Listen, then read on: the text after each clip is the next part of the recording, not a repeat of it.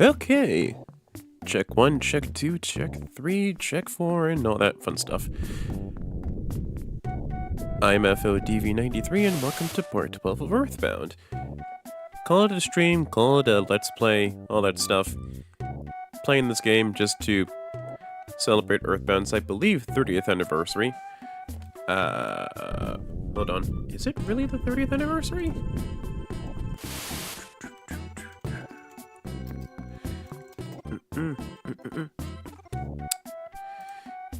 And... oh no, that's 2024. Wait, what? Huh. Wait, hold on. Yeah, I'm right. Yep. 2025. Yep. 30th anniversary. Oh, and our song.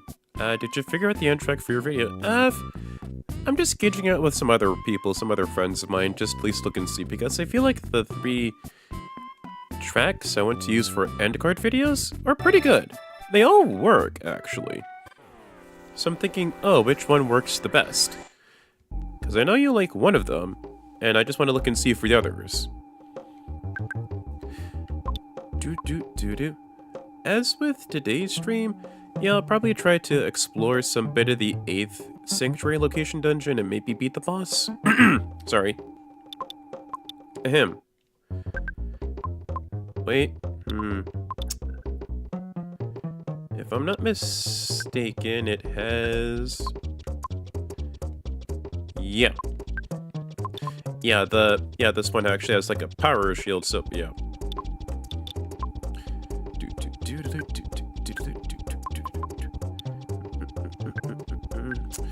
But yeah, that is actually the plan, though.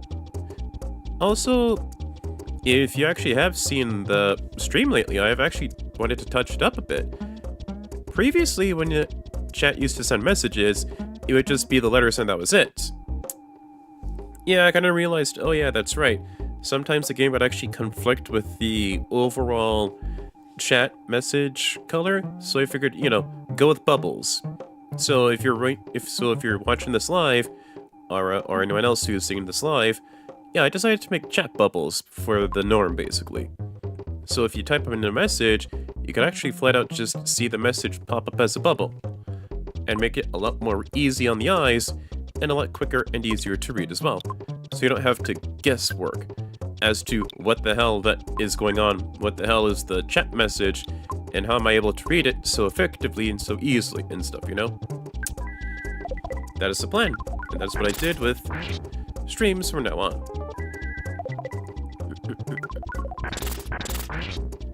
As for now, maybe I'll at least try to grind for Paula's ultimate weapon, because the Jumplosaur is just basically another Starman super, in which the odds of getting it for Paula are 1 out of 128. And maybe I'll try to do it for Jeff too, maybe? Because I know there's a menacing orb, or something like that, that does the exact same thing for Jeff. To the point of where the menacing orb and the Jumplosaur are the 2 remaining 1 out of 128 enemies to get the special ultimate weapons. The Jumplosaur for Paul, and I believe the menacing orb for Jeff, to where it actually has the broken antenna, where Jeff can repair it, and it becomes Jeff's actual best weapon in the game. Not the baddest beam, something else, like something beam or something. Aside from that, I'm doing pretty good. Doing pretty good myself. And mirror.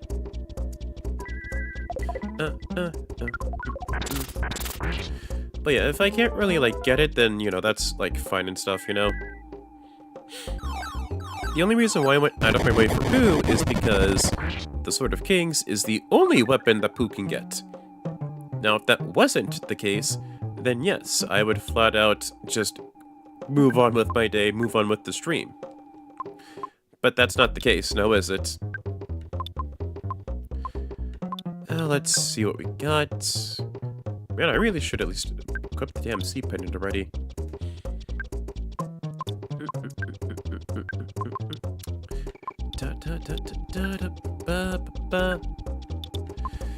Let's see, go for goods. And heavy bazooka. Yep. Ah, nuts. But yeah, if I don't really get it for Paula and Jeff, then that's perfectly fine with me too, you know. At least I can get, like, the second most powerful weapons for Paula and Jeff. I am not sure if Ness has a 1/128th enemy that he needs to grind for repeatedly ad nauseum to get his best bat. If there is, I'm pretty much sure future me will just correct that.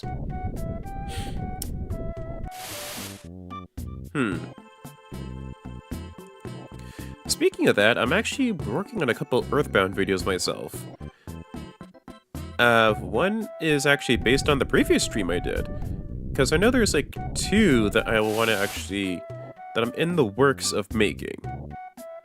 One is actually having to do with the magic truffles. Like, just in case if you're curious enough to get the magic truffles yourself, and you don't feel like going to a guide online, voila! My video is there just to establish as a easy, quick to get and access guide.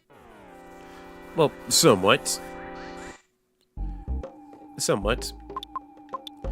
But yes, it should serve as an absolutely great guide to, well, good enough guide for people to use.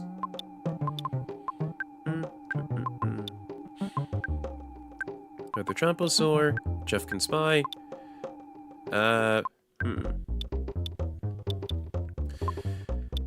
You know what? Pooh can try to mirror to become a dinosaur.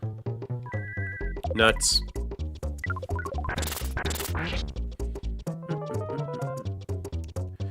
Nuts. And Hungry Bazooka, and all that noise. Ow.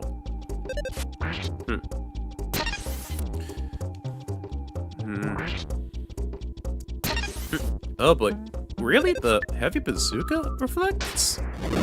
That's the first I've ever seen that kind of thing happen. Because it's really not a physical thing, but sure, okay. One thing about the Lost Underworld is that for the springs, the red ones, I believe, cure status ailments, while the clear slash blue one, the blue ones actually restore your HP and PP to full value.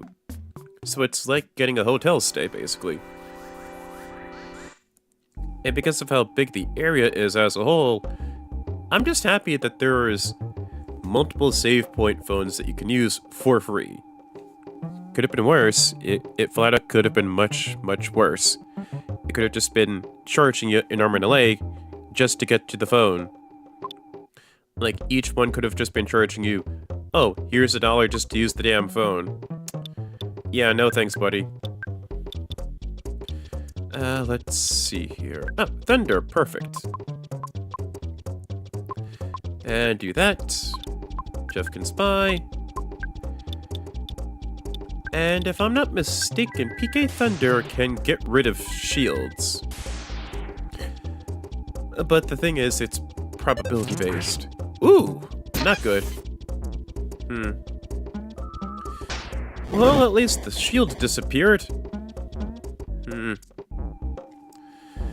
Okay.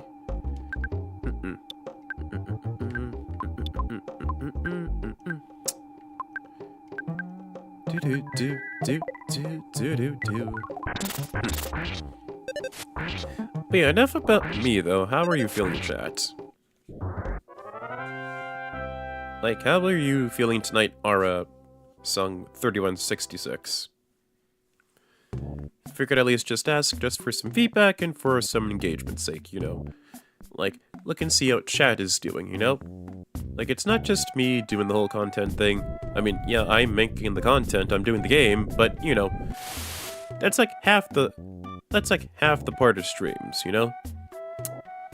because the other half is just chat when they're here, and they're just engaging with you, you know? So I figured, yeah, just look and see how chat is doing, you know? Maybe something's up with chat. Maybe someone just needs some help. Maybe someone just wants to ask a question. Maybe someone just wants to do some yapping. Like some yapping, what have you. Oh, and here comes another chat member. Ryan Johnson at 1,000-Year Dinosaur Punching. Yeah. Right now I'm just doing some grinding for Paula's ultimate frying pan, just for shits and giggles. Like, if I don't really get it in due time or whatever, then that's fine. I'll probably just try and see if I can do it for Jeff's ultimate weapon too, for the antenna, for... it's not Lost Underworld. What the hell was it? Something. It was the place for the 7th Sanctuary boss. That carbon guy. It's those two locations back to back that actually have the two ultimate weapons for Paula and Jeff, but they're Starman Jr. Super Starmans, basically. AKA 1/128th enemies. And this is one of them, the Chomposaur. Just be a bit careful because the simple fact that the Chomposaur flat out has a power shield, so can't really just hit the thing Unga Booga style. No, you gotta get physical damage reflected back to it. Wait, seriously? Wait, maybe it's like higher grades of PK Thunder. Yeah, that's probably it. Ow. Okay, bash. Whoop, whoop. That's the wrong one. That is the wrong one. And there we go. And there we go. Perfect.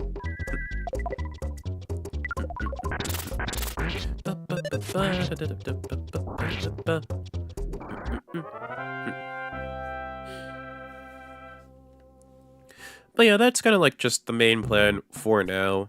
Like, it's not entirely the part, it's just going to be, I'm going to start to grind for the two ultimate weapons for Paula and Jeff. No, not really. Not really.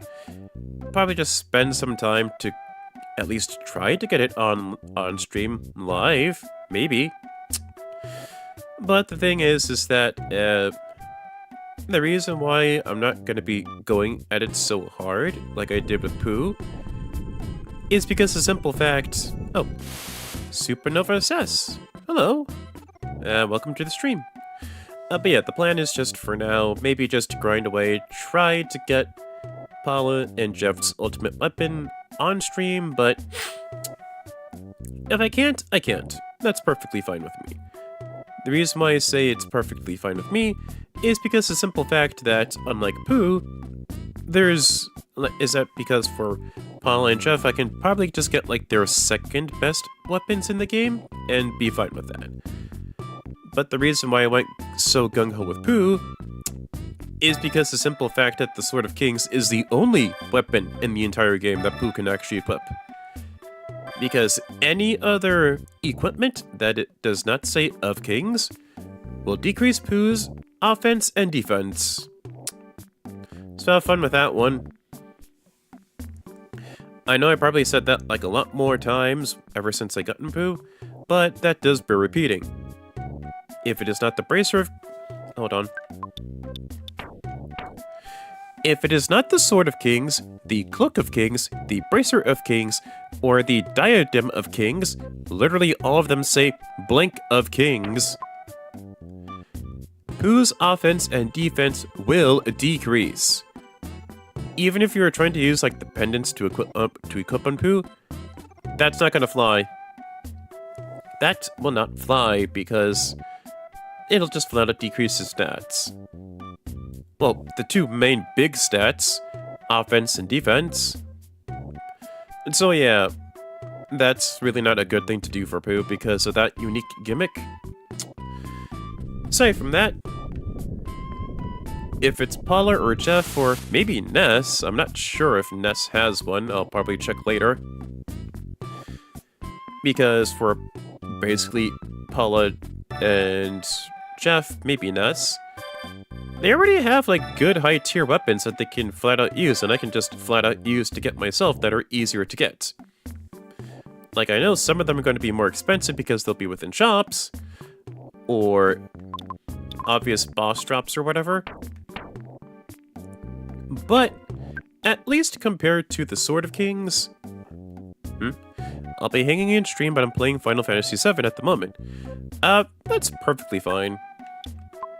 But I do know you could at least always just put my stream on, like, the back burner or something, you know? Like, just put it on in the background while you're playing Final Fantasy. And to me, that's perfectly fine with me. Yeah. Like, I'm not gonna be, like, offended if you put my stream in the background while you're doing something else, like you're drawing with art or whatever that sort. I'm not really gonna get angry or whatever, because I'm just happy someone's there and it's just engagement and what have you. So I'm just happy about that in general. Because of... Yeah, you can just put my stream in the background and then you could just do what you want to do. Like, take a drive, draw some art, that fun stuff. Let's see here. Just to be on the safe side to avoid any homesickness. But yeah, for now, up until, you know, for a small while, until I just navigate the final sanctuary location, I'm just probably going to try and see if I can get to if I can get Paula and Jeff's ultimate weapons basically on them. Aside from that, if I can't, then I'll just probably go to I'll just proceed on this forward with the plot. Because the simple fact, with their ultimate weapons, it's kind of optional. Unlike with Pooh, I can get like their second best, or maybe their third best weapon in the game for Paula and Jeff, maybe Ness, if that's applicable to Ness. And then I'll be just fine and dandy, because unlike Pooh, I'll be just fine with not getting like the big special weapon in time or whatever, you know? This particular enemy, I have to sneak attack behind to get the best weapon for Jeff. It's the Uncontrollable Sphere. Okay, I got the name wrong. Uncontrollable Sphere. And I know for a fact this enemy is going to be annoying because the simple fact it explodes, so that'll be fun. Also with Pooh, me getting the Sword of Kings took me a couple of days just to do.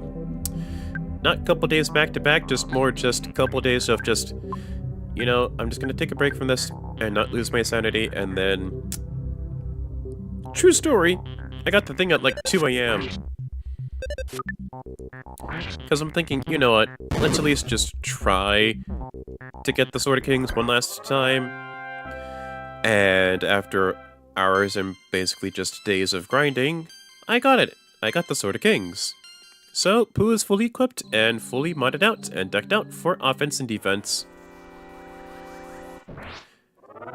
Because I beat the 7th Sanctuary location, the Uncontrollable Spears, anything else like the Conducting Spirit, and the... I think it's the Something Robo. And also the Fobbies basically just run away from you, because at that point in time you're way too tough to tackle on these enemies. And any back attacks that you do basically just result in a one-hit kill. Unless if there is a nearby enemy that just comes up and just wants to throw hands to the mix, then basically any enemy that runs away from you and you do a back attack onto them that you're too weak, basically you just win the battle right then and there.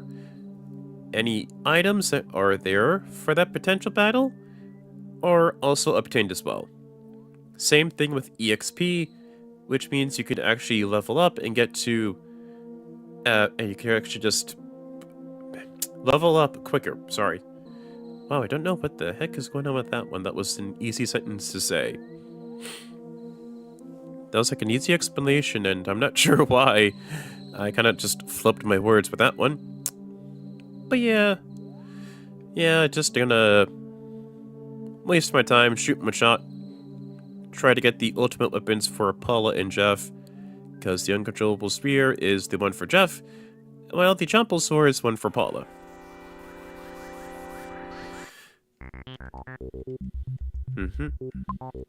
The Conducting Spirit, if I'm not mistaken, does thunder damage, so always have that PK at Franklin badge on you, basically. I'm sorry. Okay, heavy bazooka. There we go. And there we go.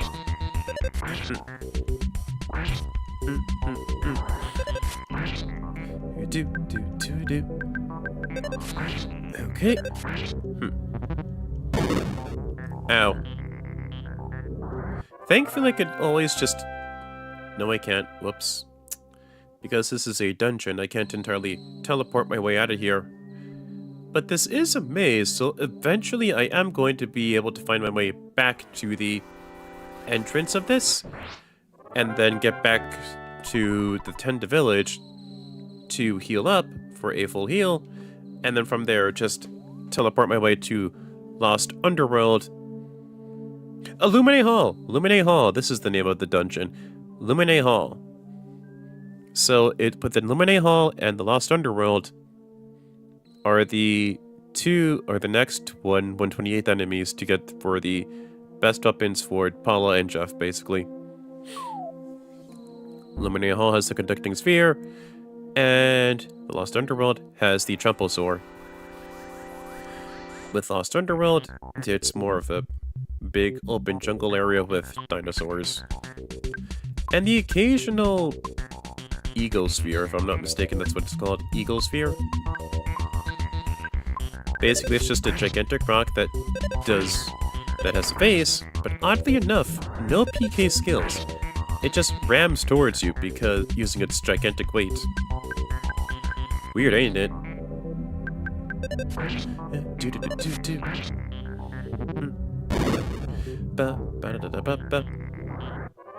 Illuminae Hall is of particular importance because someone proposed to their wife by hacking the end text? Really? Ooh, tell me more about this. This is kind of juicy. You got a YouTube link for that one?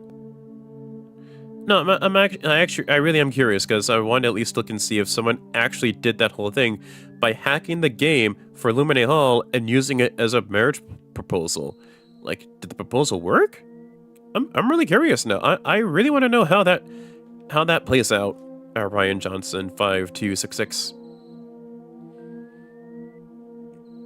Like, did it work out? Did that person actually get successful? Like, I'm curious now. I really want to know how that happened. Like, the results of that whole thing, and if there's a YouTube video or an article. I can find a recording out for out there. I'm multitasking right now. I kind of looking. Oh, sorry. My bad. Oh boy. I did not know you were busy, so I'll probably try to look for this kind of thing on my own.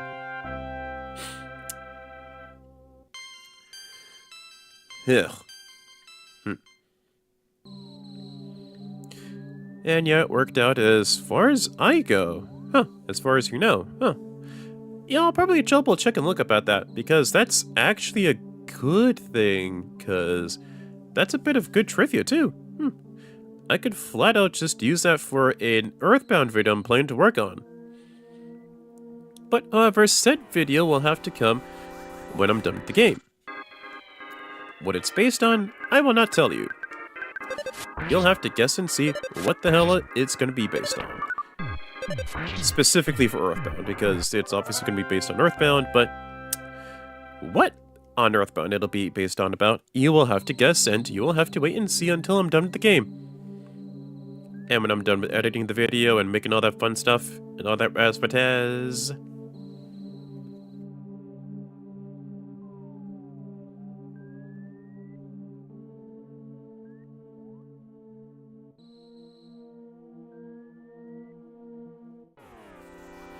Okay, you're gonna at least attempt a few more times just to get the antenna for Jeffy Boy. If not, I'll just move on to Lost Underworld, and then just, if I get nothing for both attempts from both places, that's fine with me too. that'd be perfectly fine with me as well, because if I'm not mistaken, I should not be grinding Ness super hard. It's like up to a certain point in time. It's like at a certain point of the game, for Ness after he beats a boss on his own, you can't really grind Ness too hard. Get what I'm saying?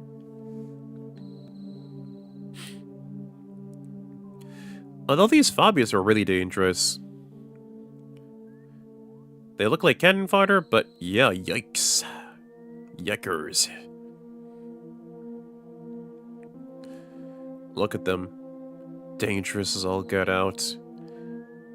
It's level 99. Yeah, I know it is level 99, but I know about a certain point that gives Ness a massive level up to where he gets a few levels ahead of time, but you know, I think I'll be fine. I think I will be just fine and a-okay if I grind Ness a bit much.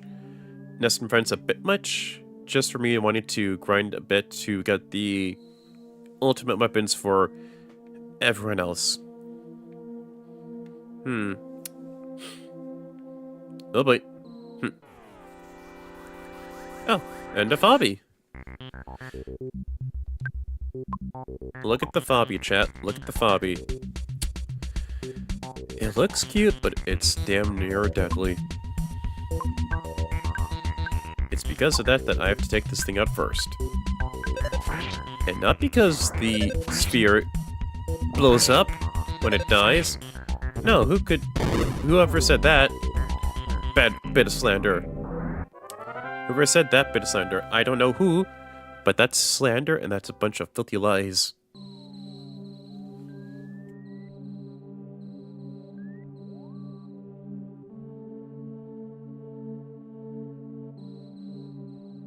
Also, if you kind of at least saw within chat, anyone who sees it within chat, or basically just types in chat, or watches the stream live, or watches it not live, that's also fine with me. Don't feel guilty if you don't have the time or the means to watch my stuff live, that's perfectly fine with me.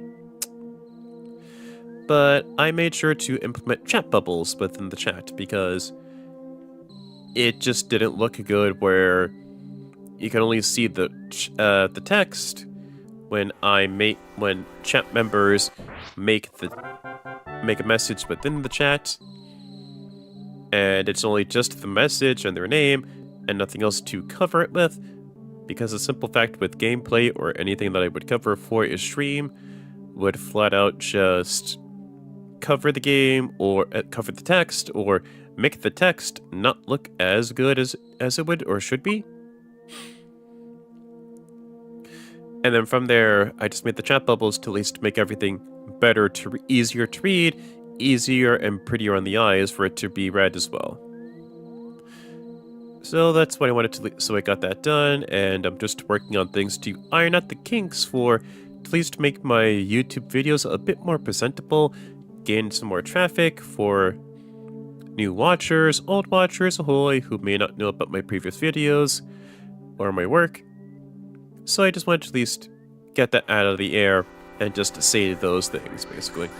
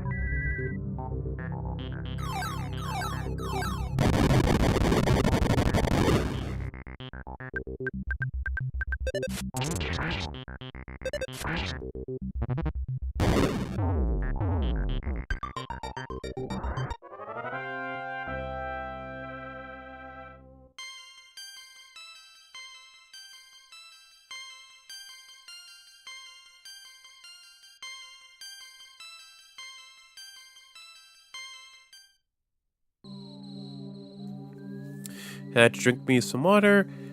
didn't want the gameplay to just be me gurgling water. Also, with the thumbnail I made for today's stream, you might be asking if you're new to Earthbound, what's up with this ad? And saying, oh, this was an actual ad, what's the importance of this? That's kind of the reason why Earthbound is a cult classic, both... Sorry. It's the reason why Earthbound is a cult classic for the worst of reasons. Earthbound was not only released during the end of the Super Nintendo's life cycle... Wait, hold on, when did... Oh, hold on here. When was the...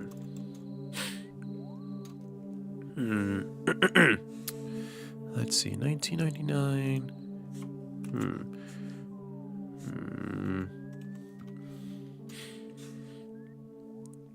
Just double checking some things here. 1999. Really now?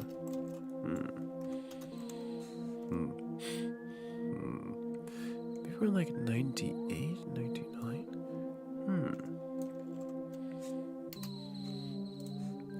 Let's see here. Yep. Yep. Okay. Just wanted to double check some things, but yeah.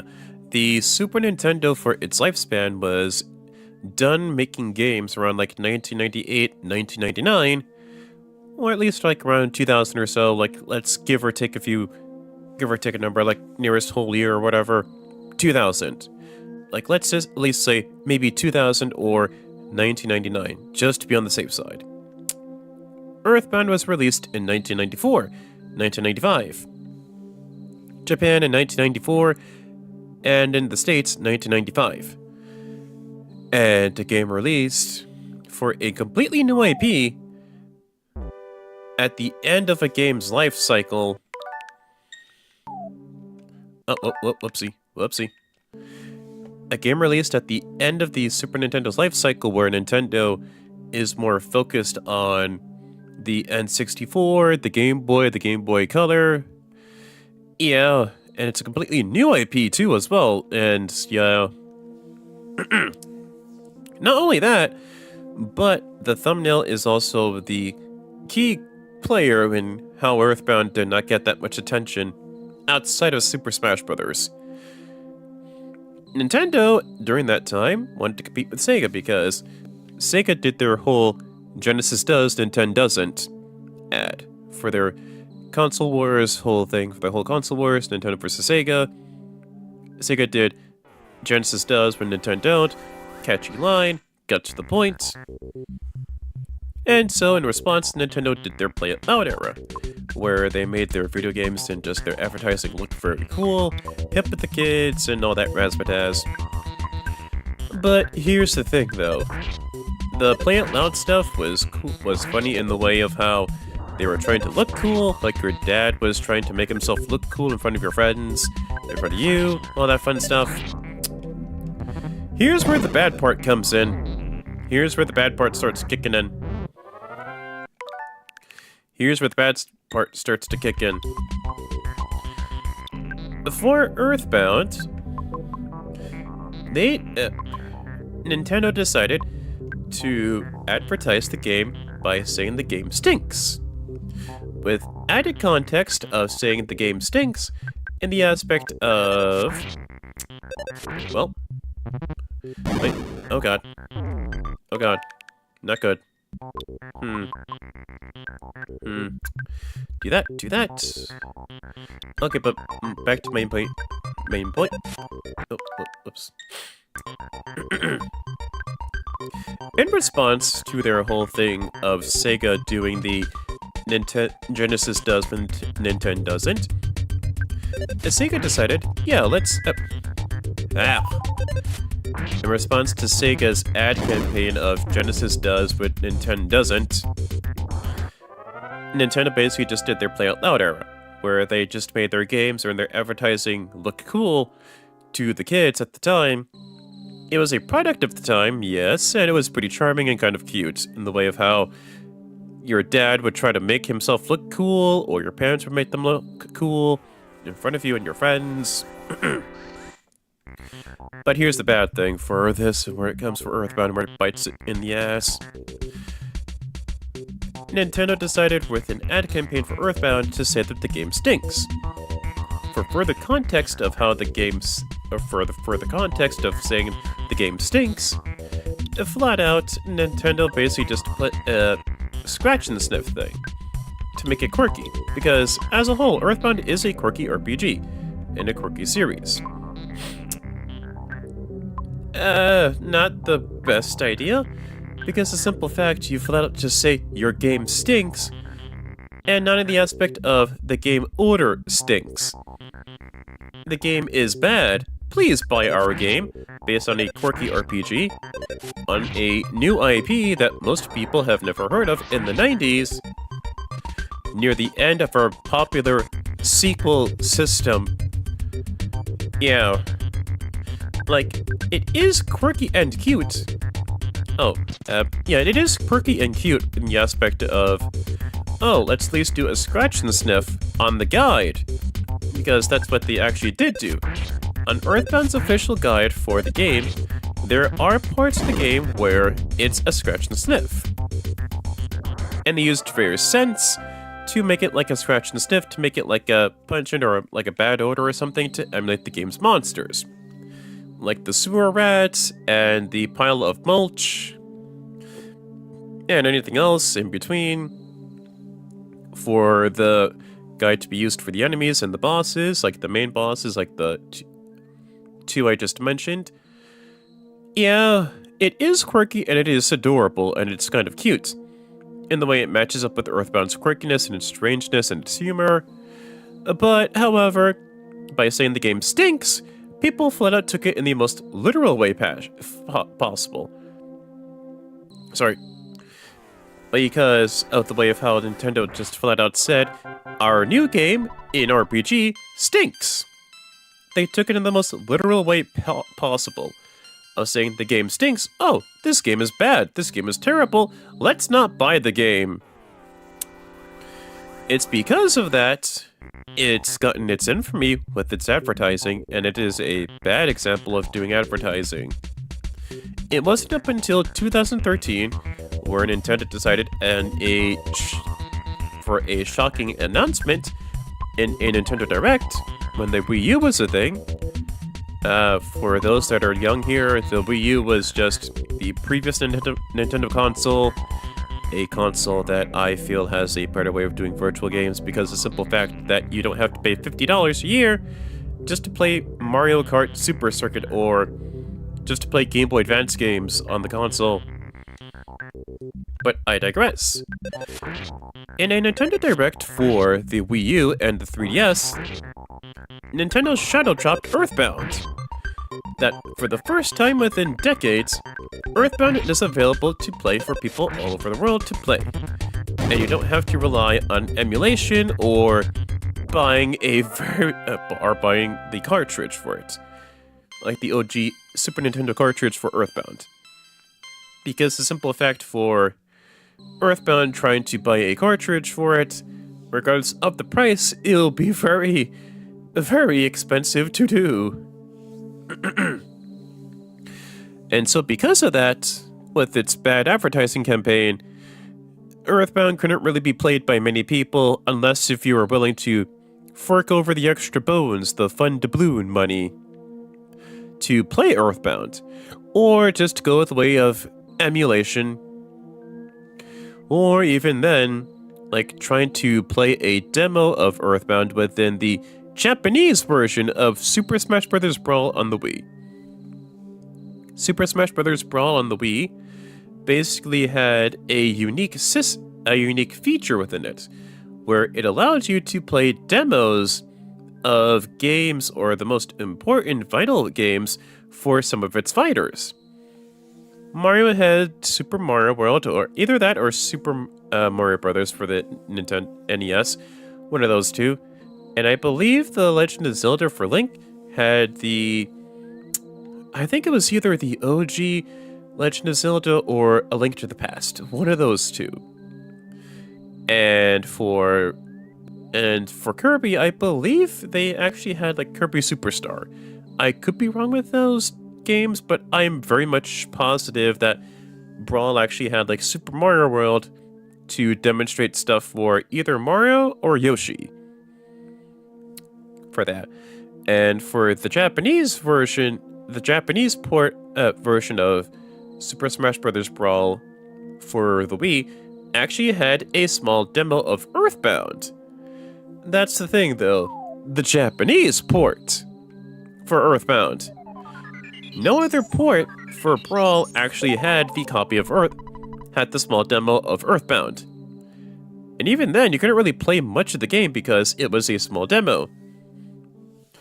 And the demo flat out starts in the menu for you to name your character. Like, to name the 4 main characters, like Ness, Paula, Jeff, and Pooh. Yeah. And then by the time you actually get to the actual gameplay, starting with the Nonette, the demo's basically over because of the simple fact that the demo took up most of the time when you're trying to name your character and all the other cutscenes and all that razzmatazz. So yeah, that's the whole thing with Earthbound and the whole "this game stinks" thing. Me personally, I feel it would be charming and kind of adorable if Nintendo re-released the strategy guide for Earthbound and then just tried to revamp the scratch and sniff aspect of the guide for the whole "this game stinks" thing. Like, they did lean into the Play It Loud stuff for the release of the Super Nintendo Mini within America. So I feel, if they just re-released the "this game stinks" thing for Earthbound as a novelty bit of merchandising, that'd be kind of cute to do.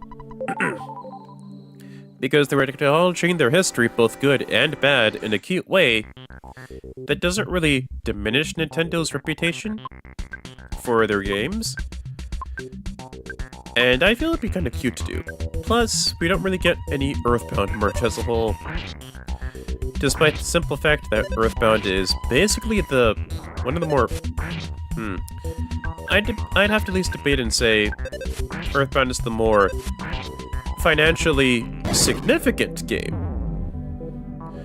out of the 3.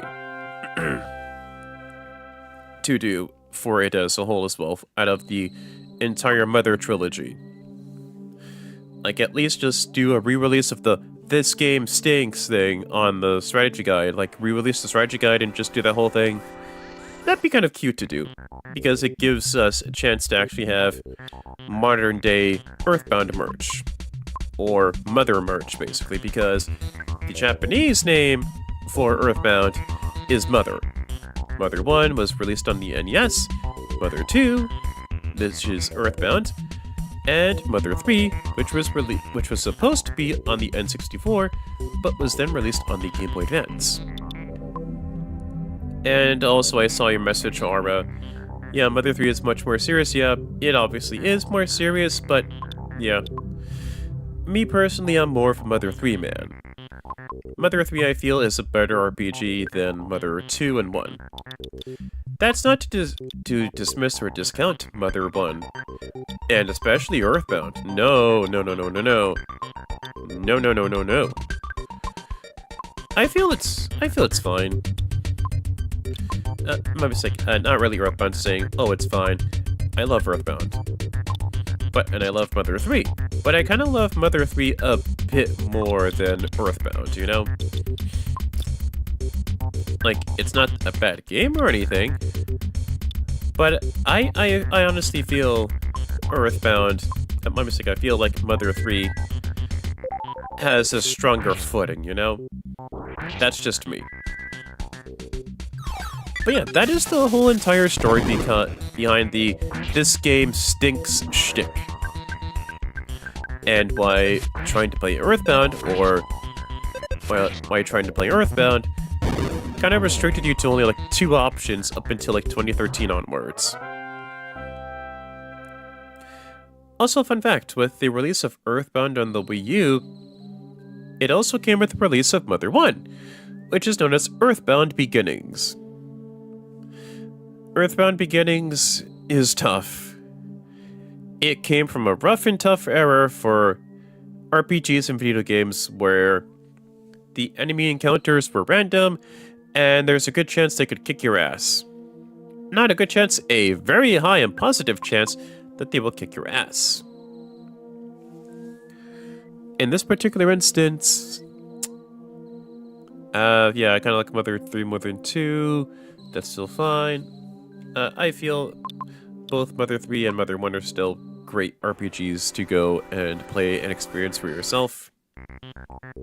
That's just me because I feel they're both really good games.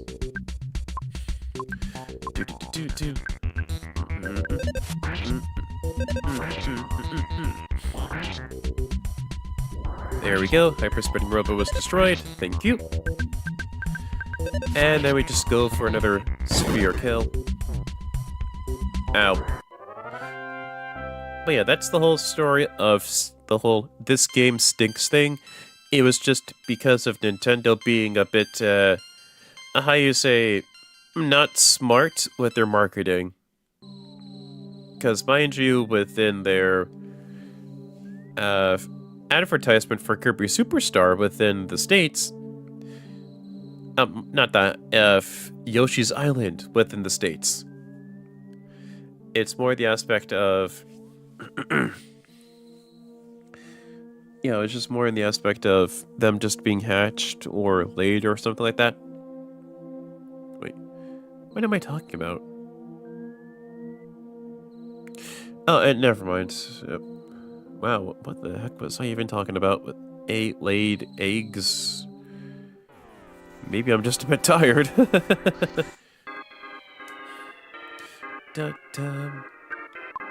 Oh, right, the whole Earthbound thing. But yeah, that's the story of Earthbound with its bad advertising and the way of how literally the only way to actually see a future with Earthbound or something like that was to at least wait until 2013, where Nintendo had a shadow drop of Earthbound and Mother 1. Oh yeah, that's right, that's what I was trying to talk about. Mother 1. It's not a bad game, it laid the groundwork for the other two games within the series really well. But the thing is, Mother 1 comes from an era of games where it will be hard on purpose, and it will break you. It will break you and turn you into 2, then into 4, then into 8, and so on and so forth. The reason why I say it is like that, it's because the simple fact that Mother 1 will kick your ass. At the moment that you beat the giant lamp and you get some experience, you will need to at the same for Mother 1 as a whole, it's fine. It is a fine game. It laid the groundwork for the other two games in the series, but it's very, very, very hard. Hard to the point where there will be random enemies on screen, and because of that, you're gonna have a tough time trying to even do the game while grinding. Well, if you were to do it on a live stream, is what I meant to say. And so, as a result... Sorry. So, like, as a result of Mother 1, or Earthbound Beginnings, as it's called in the States, will be very, very hard to manage and to do. And that's because of that. So that's kind of just because of the simple fact that for Mother 1 and how it's displayed and its gameplay are done, Earthbound Beginnings is just fine. It's a fine and decent game.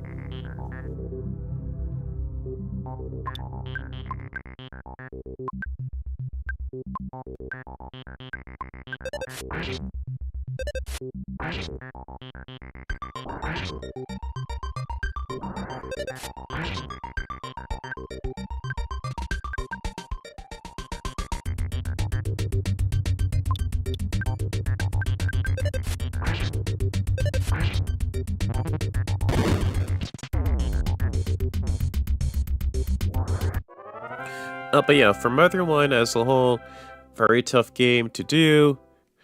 And the moment that you get a new party member, they start it at level 1.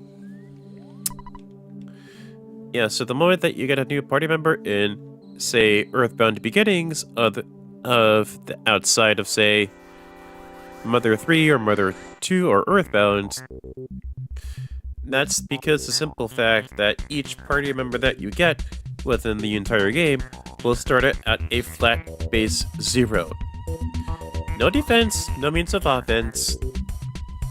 It's just, yeah, just level 1. Either you do so, or your team member will not be able to help you out.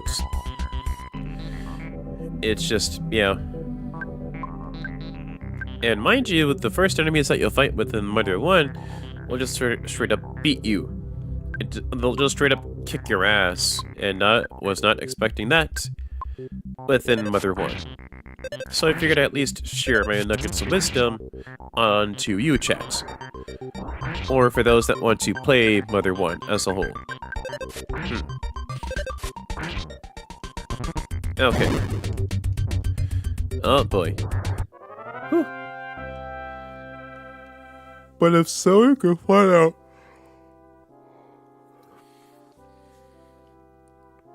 But if someone is.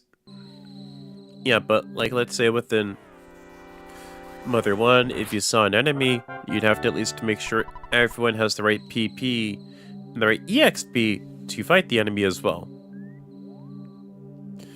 Not only for today. Yep. But yeah, that's basically just how Mother 1 works. Sorry. Sorry for sewing up words. Wow, I must be kind of tired tonight. How long have I been doing this for? Okay, time to at least do one more conducting sphere run. Try to look for the enemy. If I can't find it, then I'm moving on to Jeff. Paula, sorry.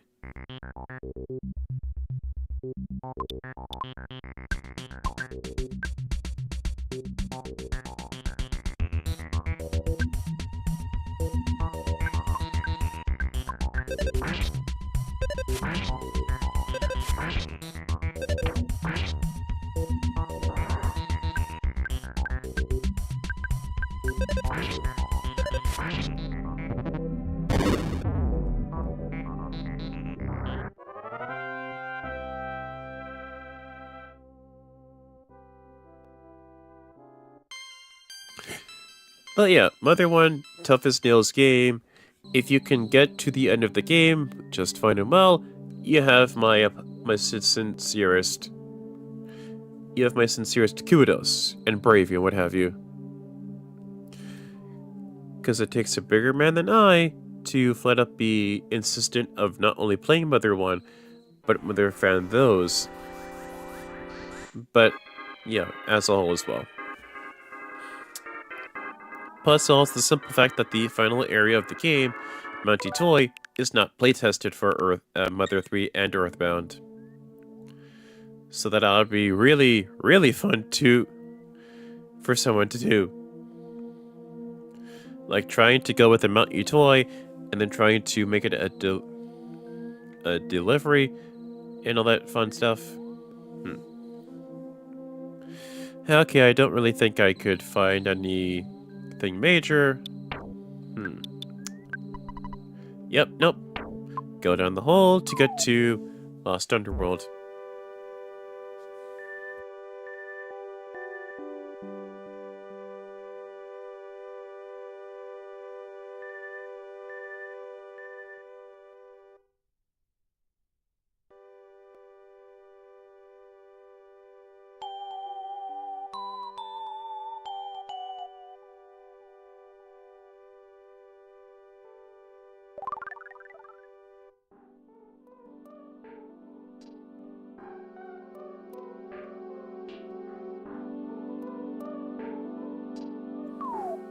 Oh, sorry. I blanked out for a second. Sorry. Oops. I kinda just daydreamed for a second. Sorry. But yes, the one little factoid about the Lost Underworld is that, like the swamp area within the game, you can actually use PK Teleport to help get yourself way around. One more melody to go? Yeah. One more thing to add for the Soundstone. I'm going to try one last time for Paula and Jeff for their ultimate weapons. If I can't get anything, then that's fine.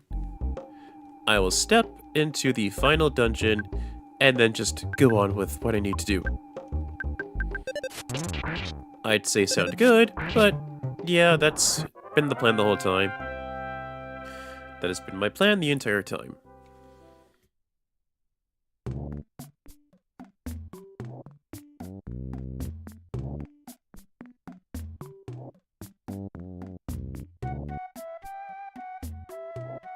But yes, back to my factoid about this little Jurassic World area. You can actually flat out use PK Teleport to get your way around faster for the whole dinosaur thing. But the thing is, like the swamp area, there will be enemies there. So you can't entirely place faith that someone will actually just take care of the enemy for you, you know? Or that the enemy won't be there when you're trying to PK Teleport just to make your way from point A to point B faster within the jungle and the swamp areas. Because that's not how it works, buddy. That ain't how it works.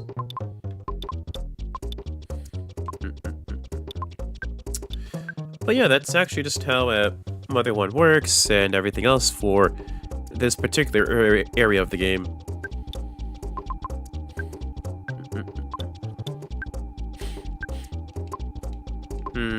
Oh wait, hold on. Neutralizer. And then Pooh does Thunder Beta. Yeah.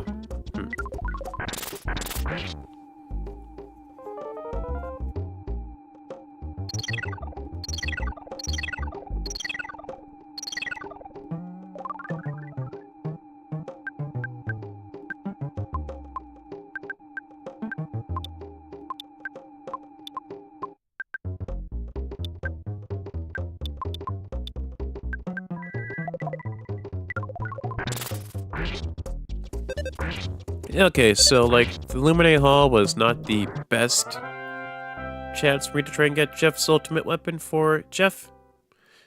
But at the very least, I can try to get Paula's ultimate weapon from these Chomposaurs.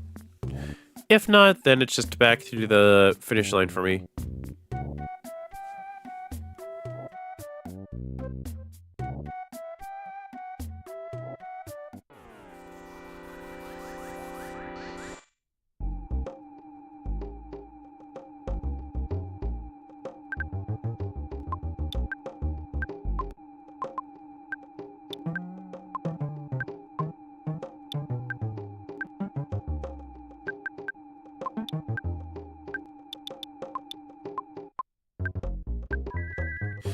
Alright, and I believe in between parts I actually gave my IQ points to a mix of Jeff and Danny Phantom.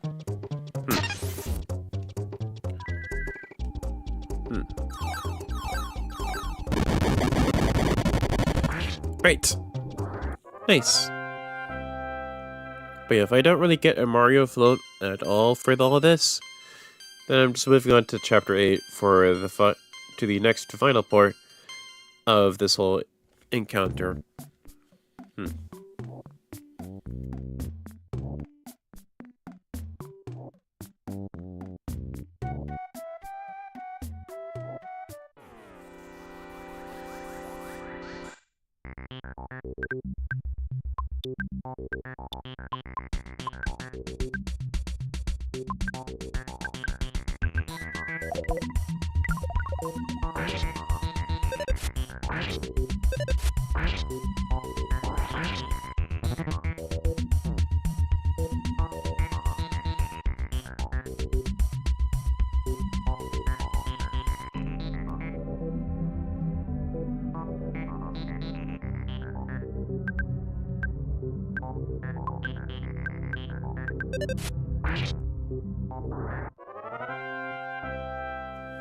I'm sorry about that. I think I just kinda drifted off into space again.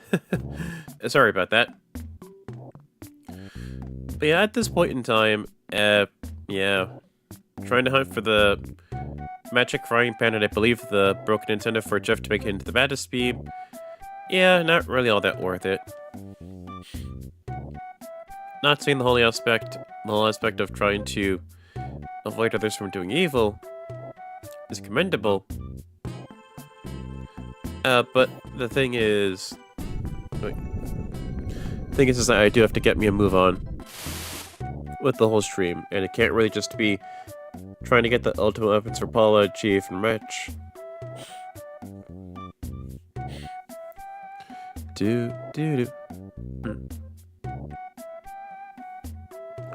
Yeah, it's preventive from teaching attention because you're the one who can do so.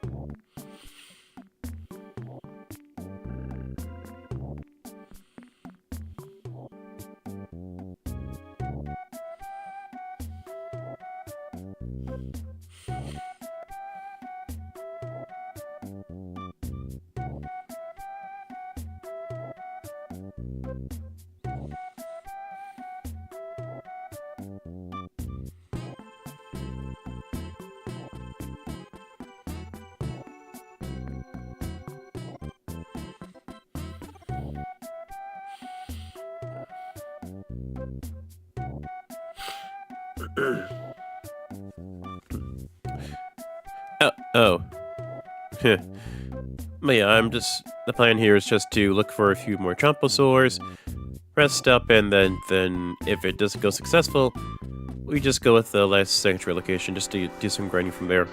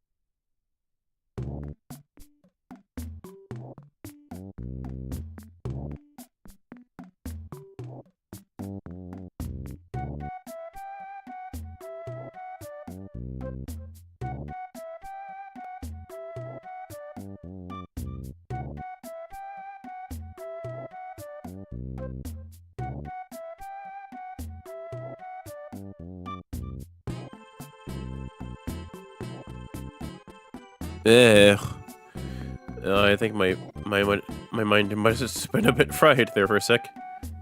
Sorry.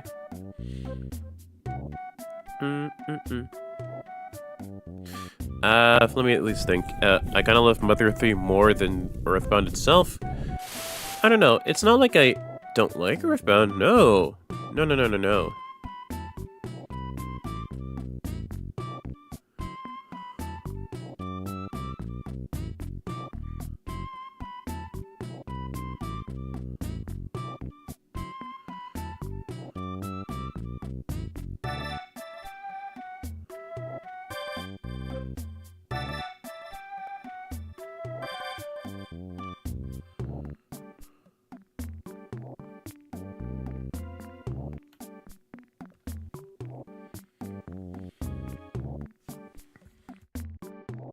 Okay.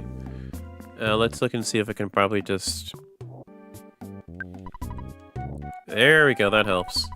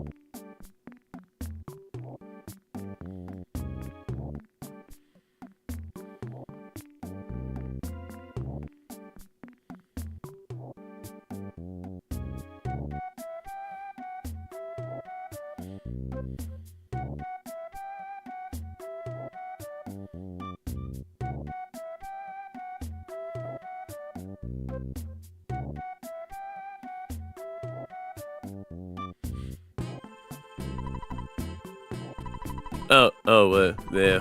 Whoops. Yeah, let's at least just look and see. Not really. Oh wait, I should at least have them saved.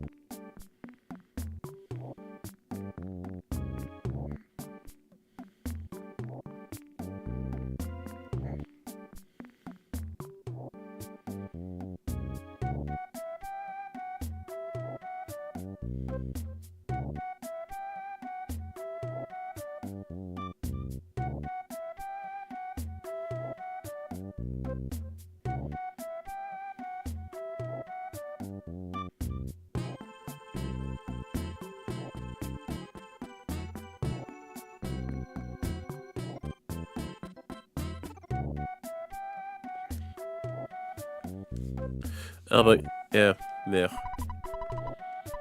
I really must be tired if I could at least just spend a good chunk of few seconds not saying anything. Oops. Okay. There we go. That's perfect.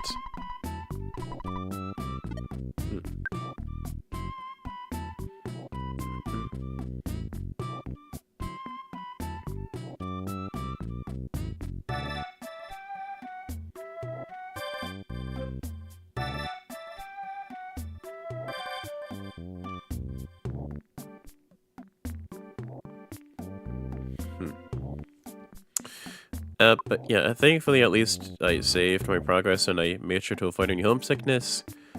So that should be just about fine for me to at least tackle on a few more dinosaurs. Don't know why I got self-conscious thinking I would say the word dinosaur wrong. Dinosaur.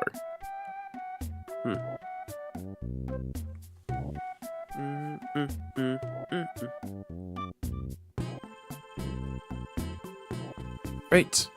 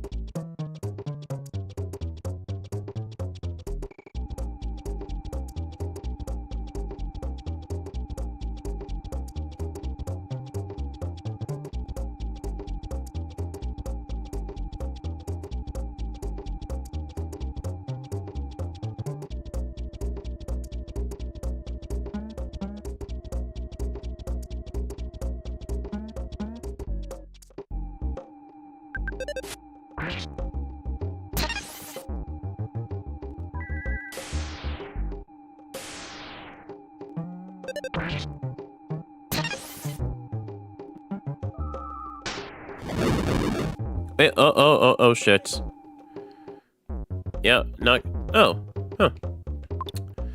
Yeah, never mind. Okay, bash, shoot.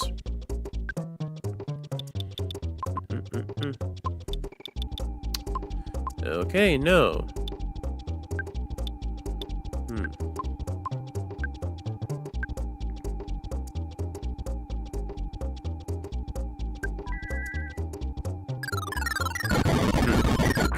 Okay. Gonna with the rule of 3, if I can't really find a Chomposaur here that has the ultimate item for Paula, then that's perfectly fine with me. I'm just gonna move on with the sanctuary location, then just be done with it.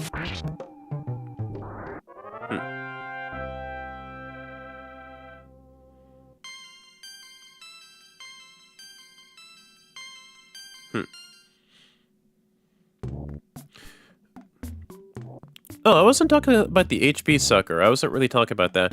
I was talking more about the, I was talking more about the probability to try and find the frying pan item for Paula with the dinosaurs. That's what I was trying to... That's what I was talking about.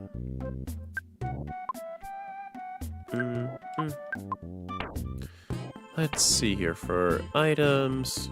For food, maybe. Excuse me.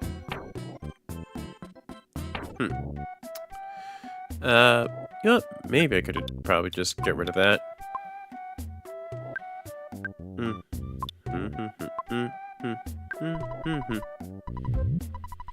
And nice.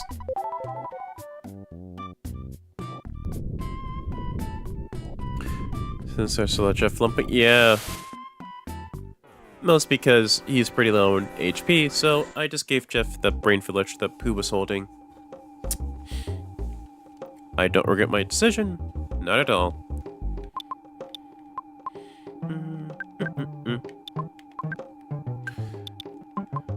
Okay, there we go. And then we spy. And still bash.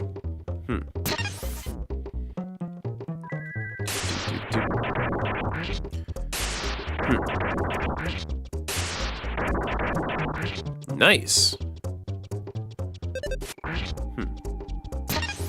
Oh, come on here with this. Really? So the Power Shield doesn't really work much against... so it is still active and rampant. Ow.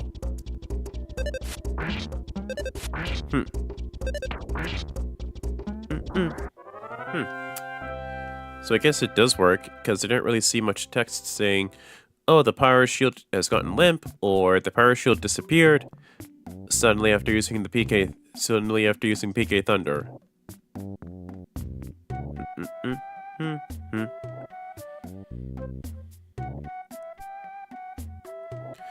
Yeah, me sad too. I'm sad too about that. If you're not one last try, I'll do one last try with the dinosaurs, and then if I don't really get anything, then I'm just moving on to the dungeon.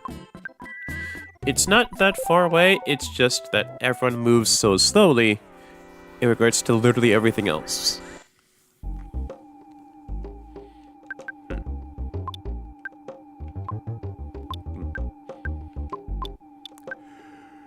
Okay, neutralizer. Nice.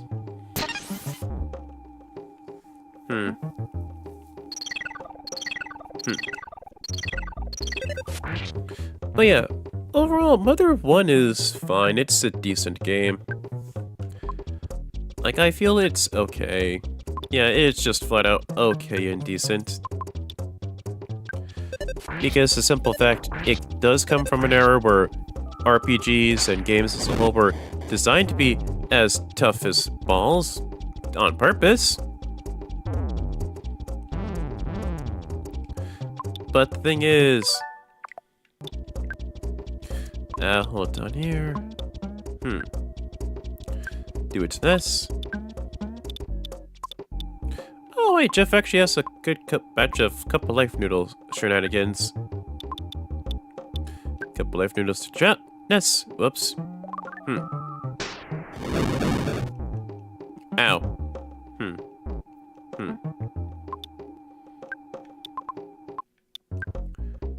Okay, go to goods. Whoopsie.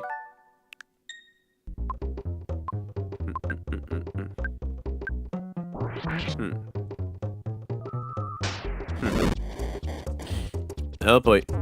What the hell? Oh, come on here.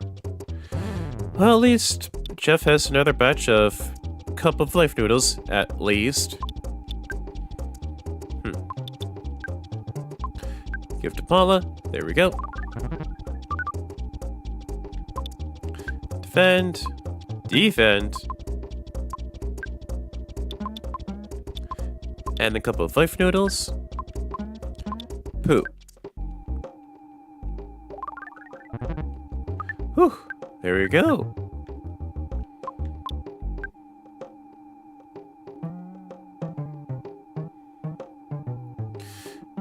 Let's see here. Besides, thoughts on Mother 1 being fine, it laid the groundwork. Can't really say there's anything else for me to at least say of Mother 1 as a whole.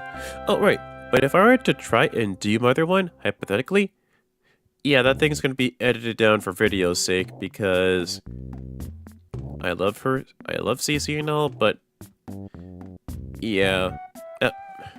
It's like I love Earthbound and all, and what have you, but mighty big ask of me trying to do Earthbound Beginnings live with no jump cuts.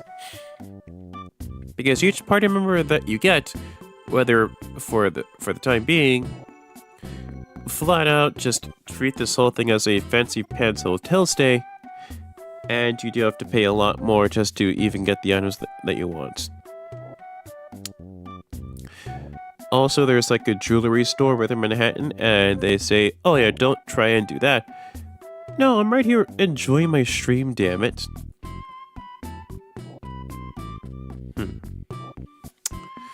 Okay, let's see here.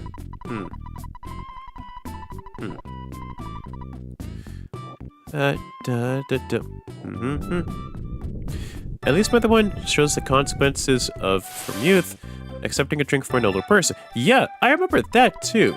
I somehow remember that. I remember that because I think it's like accepting a drink from someone at the bar, and then for some reason a cop arrests you, and you can't really get back some of your good items, which sucks. Well, not this guy. Not this guy. Not that guy. Nope, not a.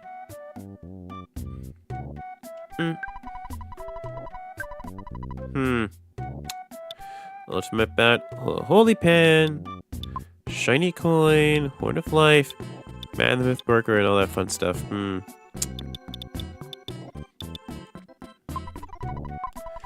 Da da da da.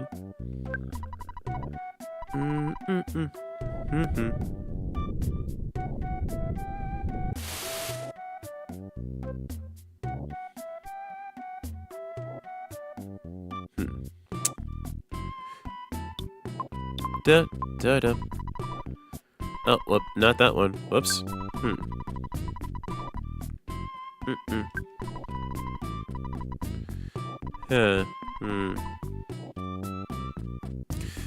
Yeah, to fully heal up, I need to at least go to one of the blue sweet tasting spots.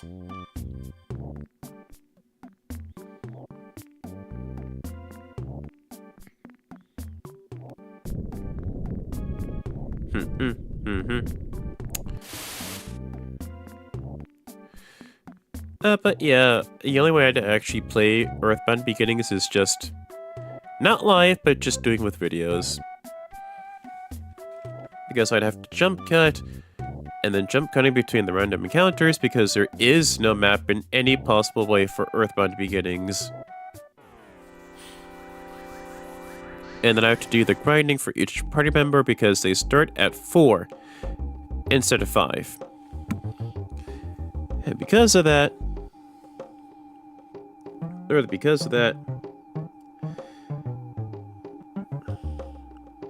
because you're the one. Yep. Yeah, that's basically about it for like Mother 1 stuff. Mother 3, really good game, really good RPG.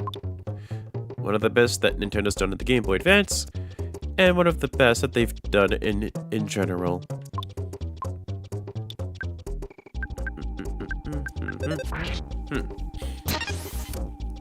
Ow.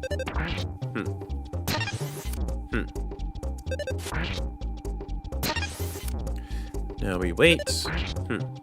Nice.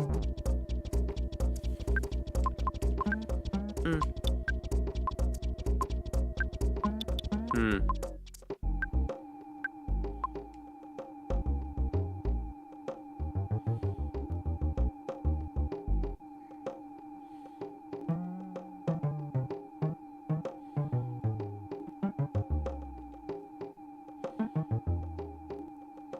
Hmm. Hmm. Oh, wait. Hmm. Do do do do do do. Hmm. Shoot with that. Defend. Defend as well. That's not too bad to do.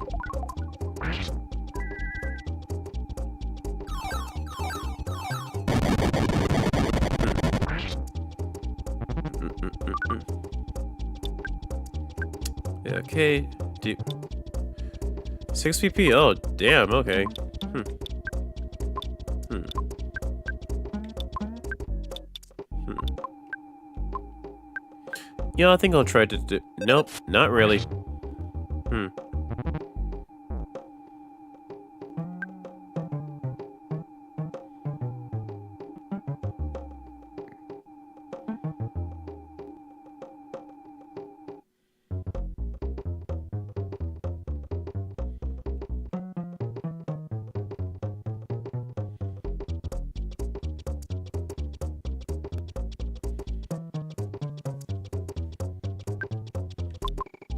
Oh boy. Yeah, there.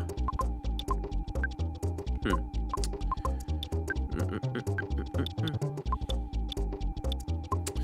I think I must be tired or something because that's like not the first time I just cut myself dozing off in the middle of the stream. I'm very sorry for the stream being like a bit of dead air between me talking and me mumbling random words or something like that. I'm very sorry about that, chat.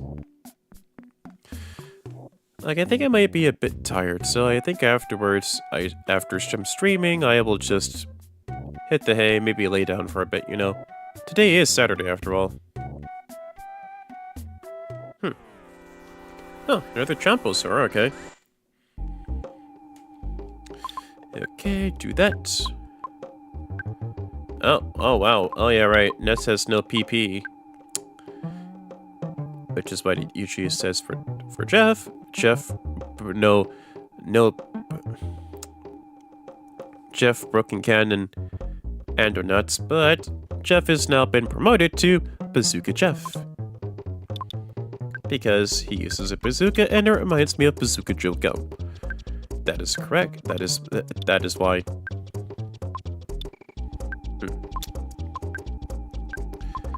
And freeze again. Nice. Also nice. Oh, nice. A smash attack. I like that one.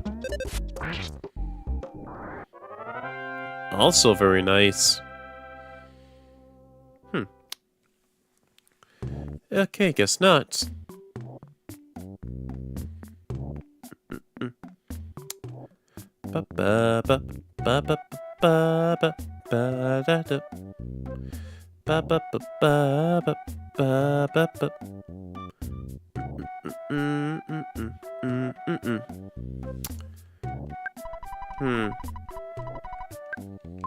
Let's see, no.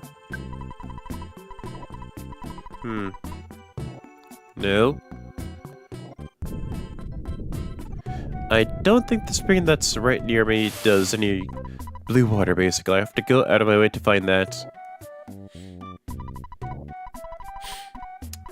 Doo-doo.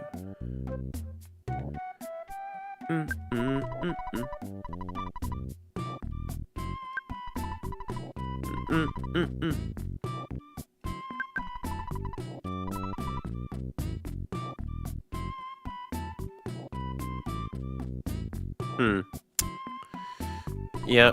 No. Maybe I can at least find a hotel nearby. If not, I'd have to at least rely on the blue springs just to heal my HP and PP. Which is never fun to do.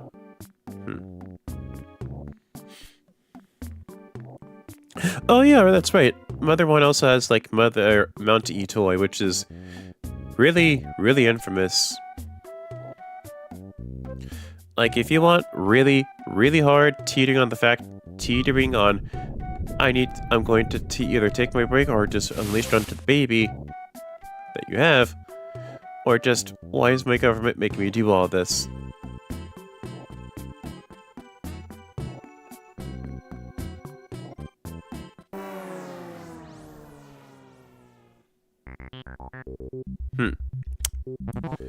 Oh, what? No, sorry. Really? Oh, shit.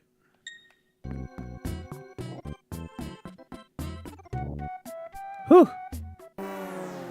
Oh, boy, not that. Not that. Never that. No, thank you. No, thank you. I do not want to get back attacked by the Wetnosaur. No, thank you. Not today. Not any other day. Thank you. You know, one last dinosaur shouldn't kill me.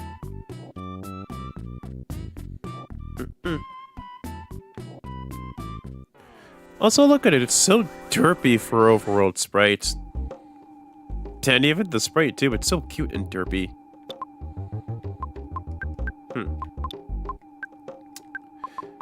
Do that.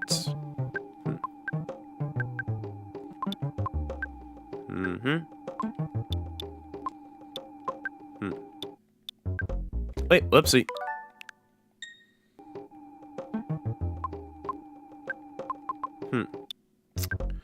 And there we go. Nice.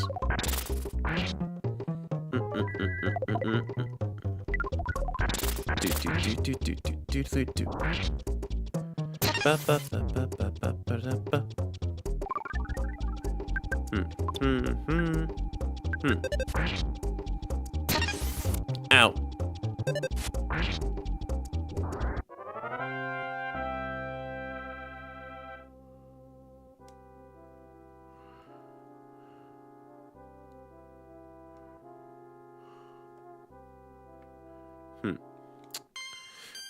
Oh, there we go. Whoops. It dozed off again. Like, wait, is there anything else important? Nah. No, there ain't. At this point, I'm just trying to look and see for the blue springs just to heal myself up fully. If there aren't any blue springs around here, then we just go straight to the cave. We just go straight there to the cave.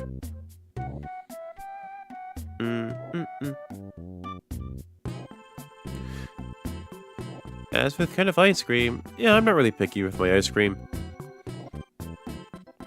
But yeah, I am a conservative as to...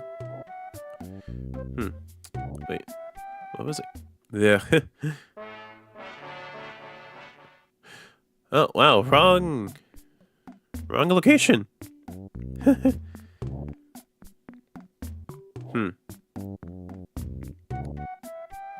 But yeah, just gotta make sure I get to the right entrance location just to get to the place.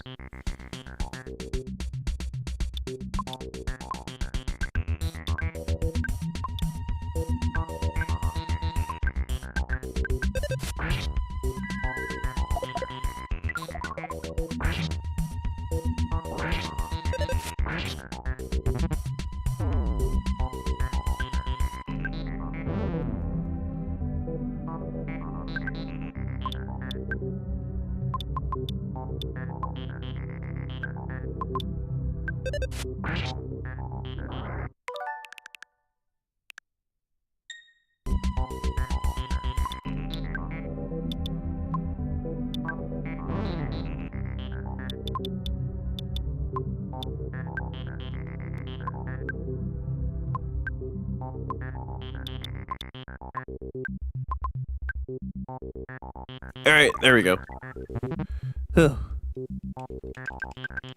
Nope. There we go.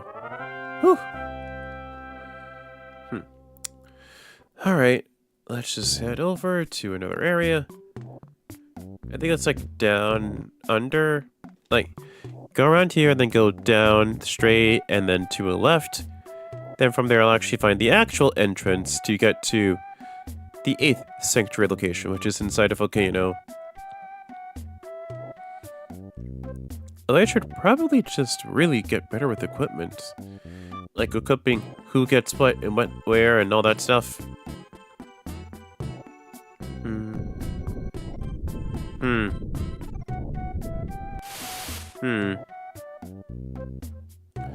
Oh boy. Ugh.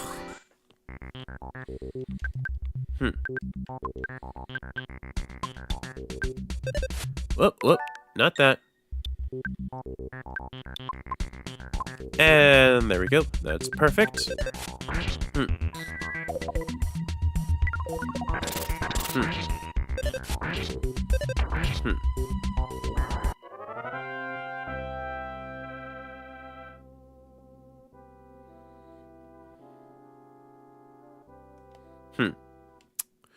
Okie doke. Not much. Find that spring. We heal up. We save. And we go to the volcano. Is it this one? Yes, it is. These blue springs will restore your PP and your HP. I think of it as just like a hotel stay, but it's free. And it uses science. The way you'll know if you're on the geyser correctly or where it is, it will start doing 10 push-ups.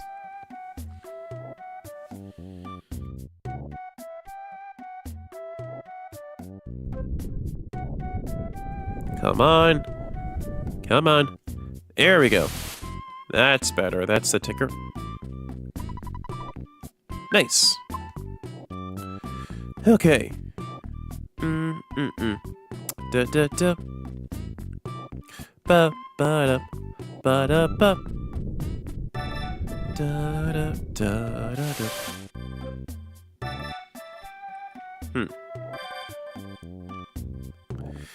Honestly, in regards to advertising, I'm just happy Nintendo hasn't made another boneheaded attempt. Just like they did with Earthbound.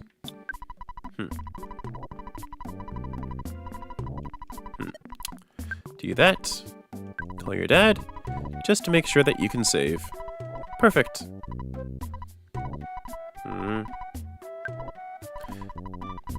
And... continue.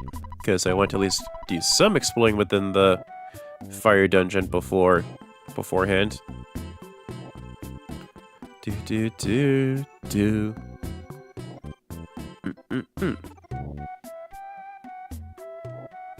Oh shoot. Nope. Nope, not there yet. Not there yet.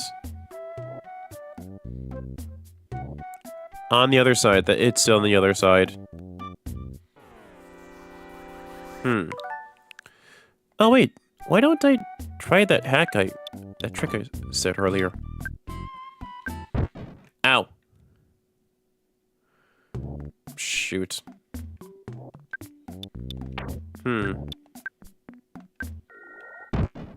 There we go. Okay. Using that trick of PK teleport, you can actually get around areas like the jungle and the swamp area a lot quicker.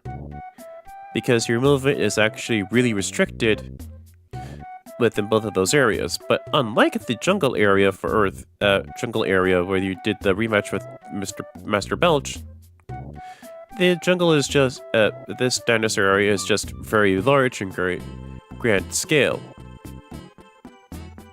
That would be about it. The only difference is. But aside from that, yeah, you could just do that just to restore your PP and your HP really quick. All for free.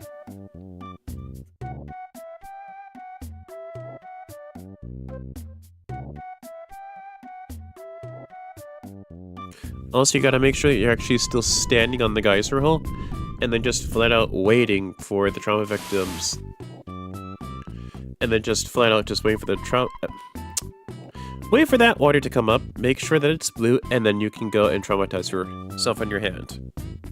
That should be fine, or something like that.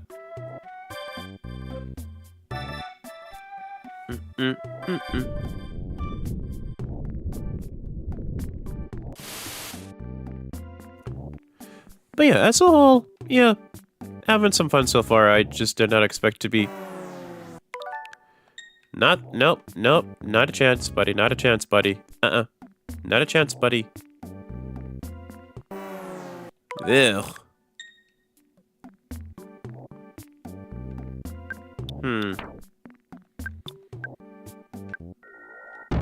Ow.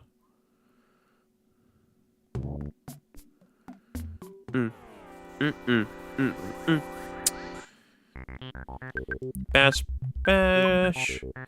A bazooka and bash. Thank you. Really missed. Really with that? Whew, thank goodness it missed. There we go. Perfect.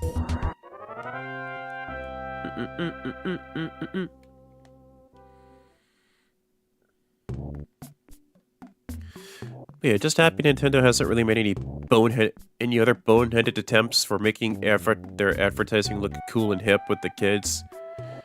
I'm just happy they haven't done that ever again, ever since the whole Earthbound thing. No, it's just they tried to at least make videos to advertise the game itself by using actual gameplay footage. Yeah, that's probably about it.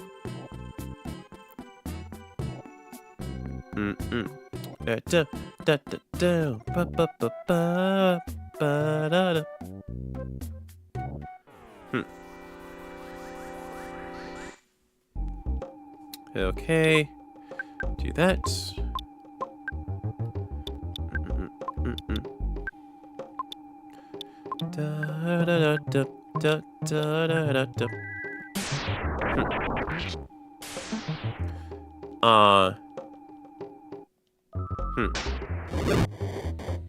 Oh boy.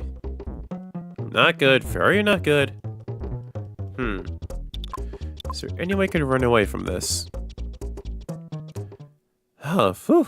I can.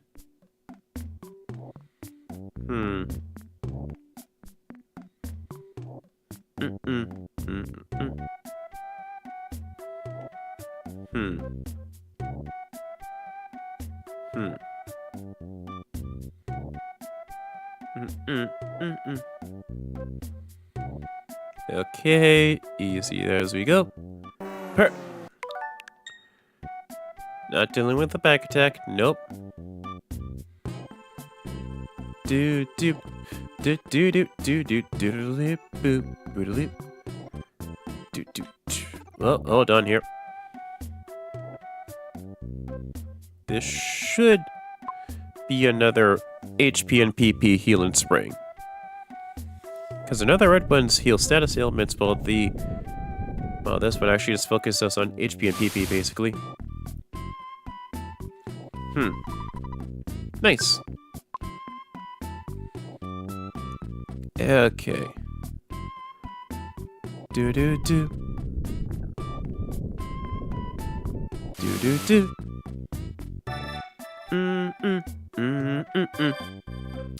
Ba ba ba ba da ba da da. Ba ba ba ba. Ba ba da. Call your dad just to look and see if he can save your game, and then talk to your mom just to avoid any homesickness.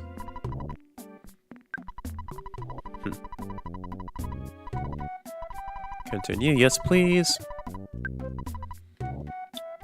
And then talk to your mom. There we go, that's perfect.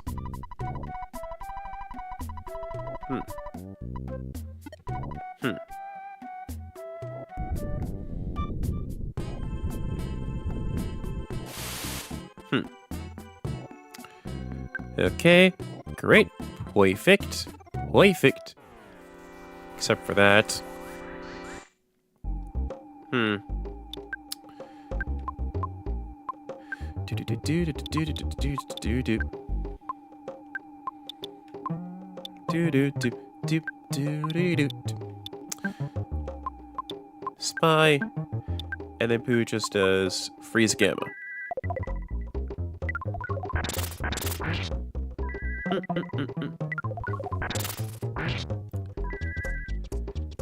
Yep. Also fun but yet obvious fact for Earthbound. Excuse me. Within the original game itself for Earthbound, the effects for PSI were very seizure-inducing. They were all just bright and flashy colors that the team worked on. Yeah, like high epilepsy warning and what have you for the original Earthbound. And so because of that, the recent annual releases for Earthbound are not as flashy or hurt the eyes or make you go into a seizure as much in any way, shape, or form. There we go. Thankfully, hopefully, there won't be another damn dinosaur, damn it.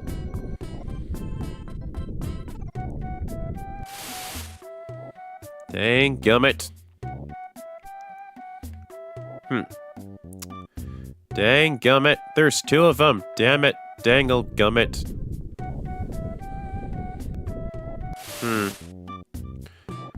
Da da da. Ba ba ba. Ah, there we go. That's perfect. That's much better.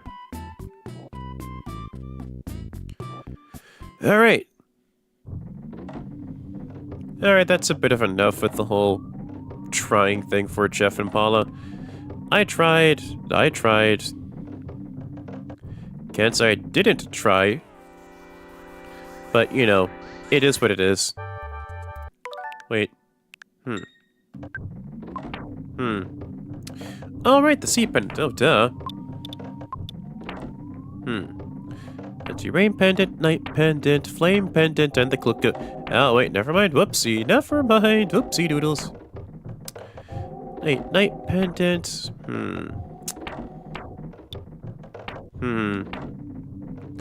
That's a souvenir coin. Paula has the exit mouse. Oh, yeah, the exit mouse.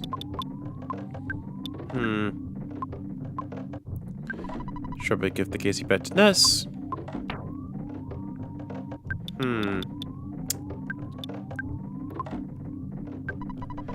Maybe the sea pen can be a bit better for Paula. Maybe.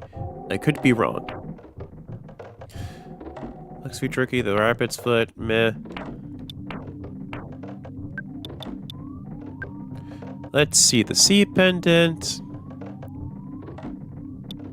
raises defense just by a very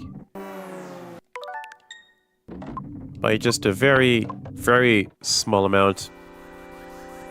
And who are you?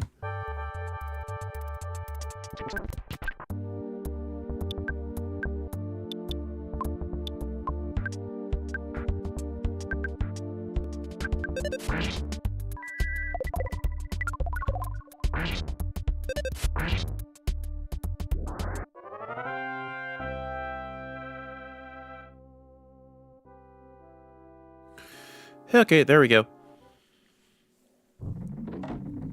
Sea pendant, most importantly here, also protects against fire. Oh, alright. Although the rain pendants, maybe I could, yeah. Gonna take that back from Paula. Oh boy. Give that to Ness. Equip. And then go for rain pendants. 58 to 63. Yeah, I'll probably just do that. Thank you.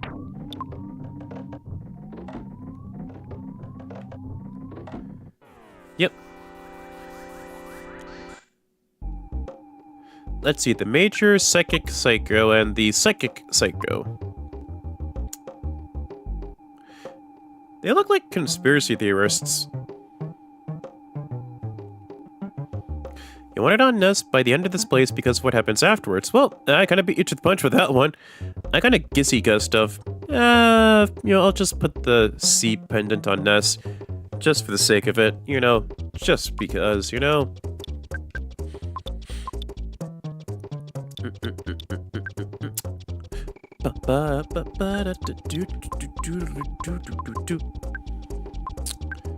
Psychic Psycho. Oh, whoopsie. Same with the Franklin badge. I've been having the Franklin badge on Ness this whole entire game. flat out. Same with the Franklin badge. Yeah. I've been having the Franklin badge on Ness this entire game. Like, it has not left his pockets this whole entire game.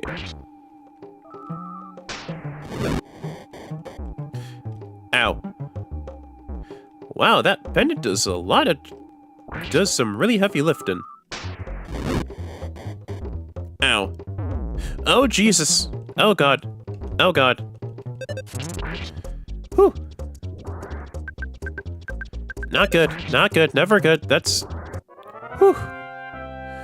Huh. Oh, boy.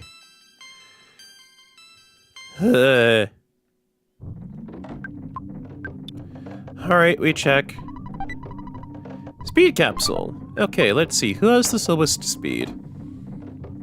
Let's see. Ness is 36. Speed. Wait. 36. 63. 39. 90. Yep, that goes to Ness. And then use it on Ness. There we go. There we go. Wait. The Major Psychic Psycho, of course, has a 1/128 chance for the only pendant better than the C pendant. Ooh. Oh, so this entire dungeon and the world, of course, is a literal 1/128 thing for the best pendant in the game that's better than the C pendant. Good to know. Good to know. Thank you, chat member. Thank you. Let's see here. And then Jeff uses the beef jerky on Paula. There we go.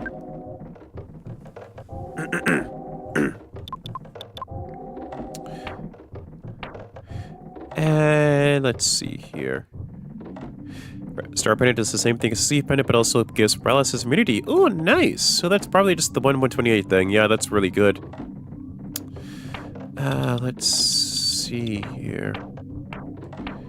No, I'm just thinking about the Rapid's Foot thing.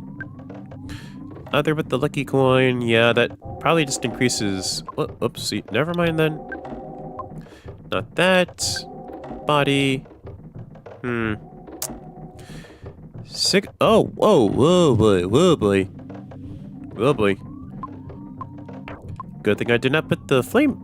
Good thing I did not take off the flame pendant, because that would have been a bad idea.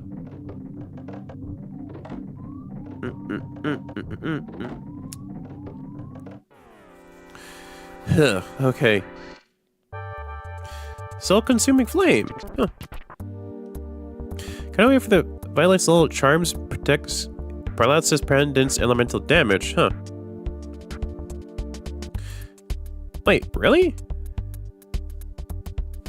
Oh yeah, right. Pendants just do elemental damage, basically. But yeah. But I'm not gonna argue with that whole thing, because it is a good pendant. It's just, yeah. There is no. It's just a good pendant. And thank God I got the Sword of Kings for Pooh, because I could never really get a good smash attack for Pooh without the Sword of Kings. Very nice. Pooh dealt the one. Pooh dealt the killing blow, and Pooh got the level up. Major Psychic Psycho, and the other one. Okay, do that.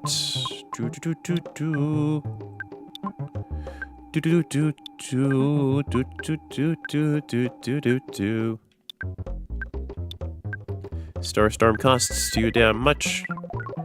I will save it for the boss. Nice.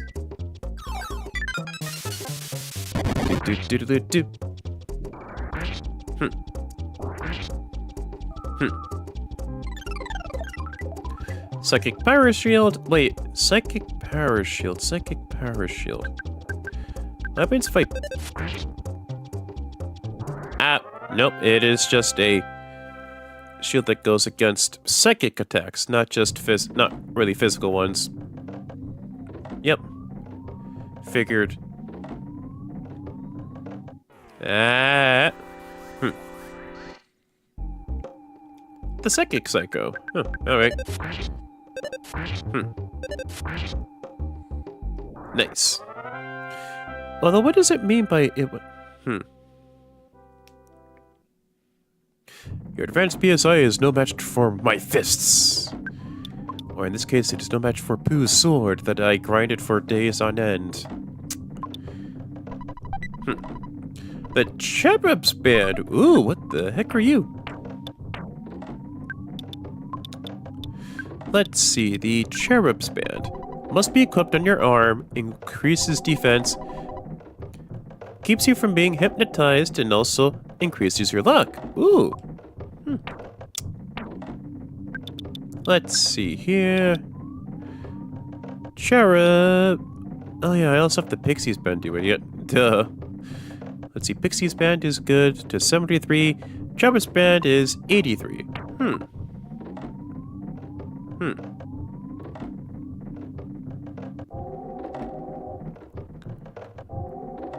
Number of powerful bracelet equipment types that give hypnosis immunity. Ooh. Huh. I don't think I've really run into instances where I had hypnosis shenanigans happen to me, but it is good to at least know.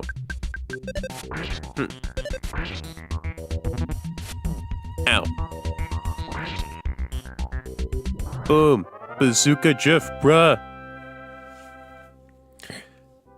Hypnosis immunity means brain shock vulnerability. Really? So, if you basically just flat out just... Wow. Bruh. I'm not even done with the damn dungeon yet. At least let me beat the damn boss before I get the back attacks that let me win. But yeah, really... How does that make any sense? Like, flat out... How does that make any sense? Oh, wait. Evil Elemental is one of the foreign direct translations. Cursed annoyance. Wait, no, that's the psychic psycho. Pooh. Phooey. Not the Matrix psychic psycho. Man, that sucks. Although it is weird about the simple fact that for hypnosis immunity means that you're more vulnerable to brain shock. Like, wouldn't that make sense if...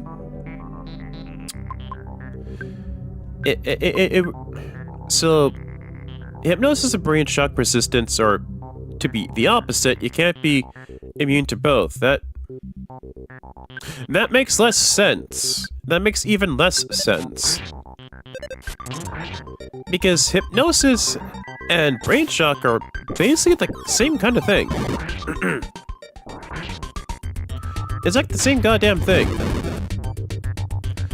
It's the same goddamn thing. Because the simple fact, they both have to do with manipulation of the mind. One makes you fall asleep, the other one just makes you confused. And make you feel loopy. But yes, okay. Hypnosis is the opposite of feeling loopy. Yeah, sure, buddy.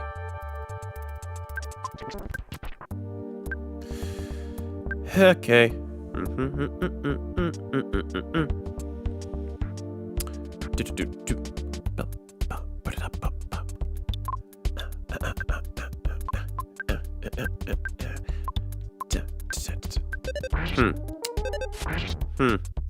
When an evil eye uses brain shock and invaded on a... Ugh. That ought to be delightful. Ugh. When I encountered the evil eye, and then I just brain shock, and then I just get kicked in the teeth. Yay. Aha, nice. Very nice. And no need for me to use my PSI because I feel the evil elementals really aren't that much of a big deal. I think it's more the major the psychic duo that will be the more annoying things to deal with. Thankfully, by the time I deal damage to the soul-consuming flame, it's not really much. It's just done and dealt with. And once again, I'm very happy I grinded my ass off just to get Pooh his sword. Level 82. Very nice.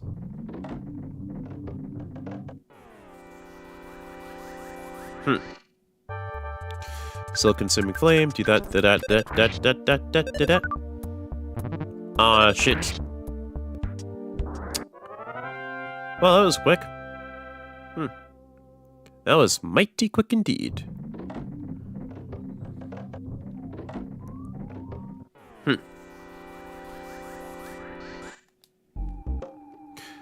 The major psycho. Nice.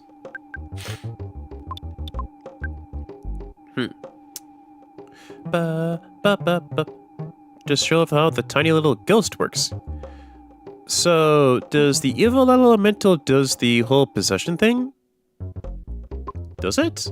I'm not sure if it does or not.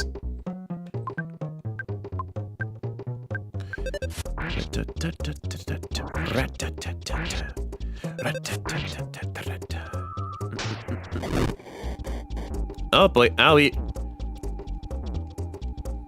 Ow.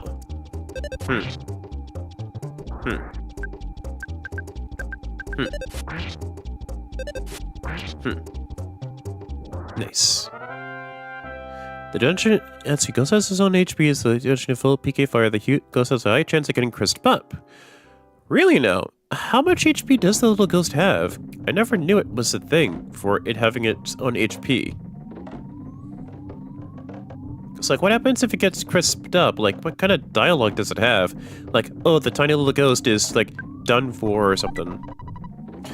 The moonbeam gun. Okay.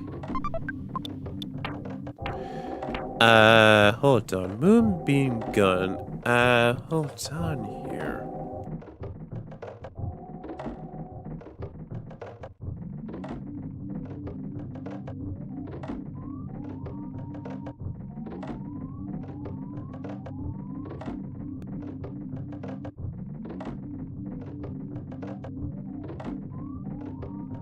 Ah, here we are at the moonbeam gun. At the moonbeam gun. Sorry for coughing again. Okay then. Moonbeam gun. It has 90 HP, and I think the text says it melts into thin air. Huh. Moonbeam gun. Jeff can equip this weapon. That's it. Alright. Thankfully, the Moonbeam gun is Jeff's second best gun in the entire game. Next to the Gaia beam after getting the broken antenna from the... you know, the spheres basically within Lumine Hall. Thankfully, at the very least, I don't have to worry about getting all that crap.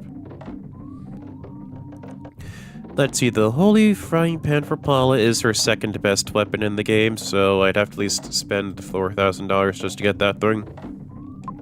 Not too bad. I am not gonna... you know, I think I may exit the tension. Oopsie. Because I made a big old tickled oopsie doodles. I should have gotten Paula's good frying pan just to buy it at the damn market. Oopsie.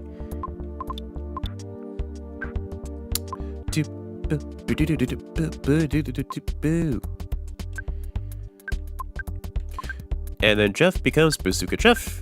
Lives up to his name as Bazooka Jeff. Voila! Collateral damage, baby. That's how we do it. Ow! God. Oh, God. Ow! Jesus Christ! Fuck me. Ah, shit. Okay. Do that. Jeff. Oh god. Not good. Not good. Paul's signature move of dying, yeah. Okay, please revive. Thank God. Okay. Not that bad. Fuck it, it ain't that bad. Not that bad at all. I say not that bad at all because the simple fact, at least it's not brain shock. Wait, hold on. Healing. Go to poo. Let's see, go for goods. Crap. Wait, Paul already has the... God damn it. Moron. Simple moron. Go to poo. Perfect. Spied. Look and see what we can do. 145, 152. No, we're weak. No, wheel. Frack.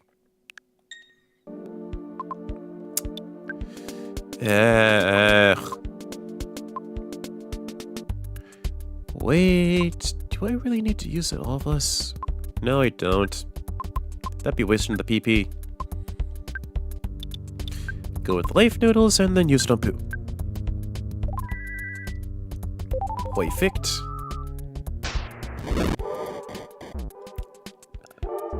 Huh, at the very least.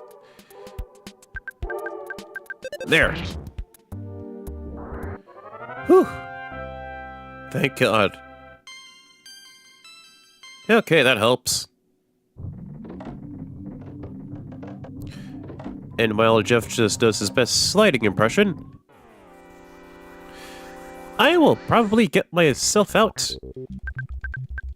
And then just go get Paula's frying pan and then get right back into the action and heating of things. Thankfully, this dungeon is pretty small. Thankfully, it's pretty damn small, so... At least it's the sake of going up whole... Ascending up... Shut up! I just called you, Dad. Shut up, please. No one cares. Shut up, Dad. Shut up. Dad, shut up, please.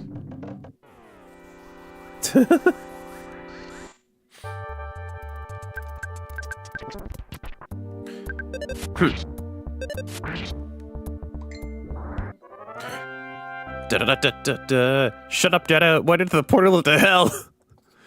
No, shut up, Dad. I went into Texas. No, that's not even accurate. I went into the portal that's like a... What the hell? I went down the... Fuck you. Fuck you, game.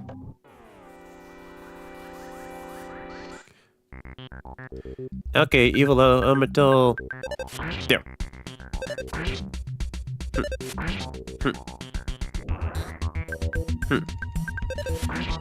Okay, there we go. This isn't really a portal to hell. I'd say it's more like Arizona, or Tucson, Arizona, or Texas. With all the extreme heat.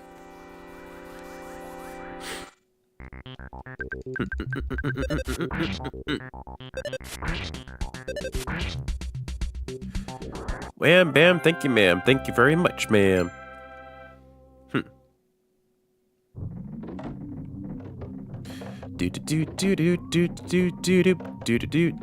Jeff's doing some sliding, some schmoving. Thank God. Soul-consuming flame. I'm not sure how bad that thing is, but I'm happy I don't really have to do the FAFO method of fucking around and finding out.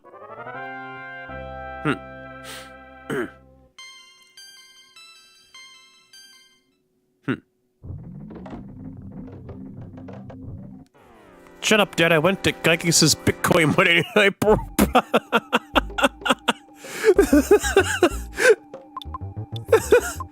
Okay, that's a good one. That got me good. That's a good one. Shut up, Dad. I went into Geigis's Bitcoin mining operation.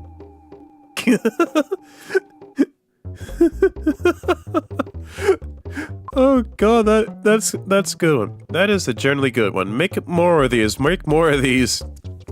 Ryan Johnson 5266. Make more of these, please. This is a good. That's a good one. Geiges's Bitcoin operation.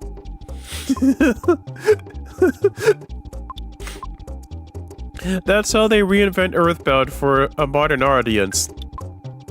Like, it's not just the whole aliens thing, but it's just Geiges just making shit. Like, just making a Bitcoin scam. Okay, that's funny. That's a good one. That's a good one. Okay. Whew. Owie. Ow. Oh, fuck you too. See, that's why the Psychos have ties. They need to look like the working. Okay, that's still good. That's a good one. That's still a good one. Okay.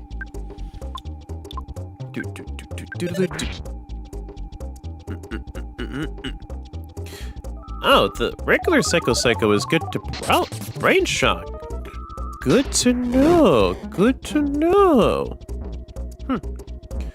Real good to know. Do.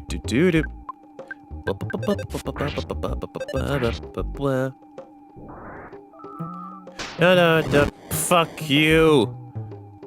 Fuck you. I just fuck off.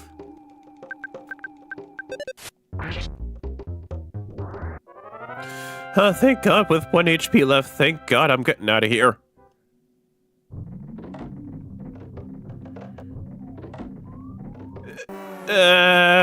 Piss off, game.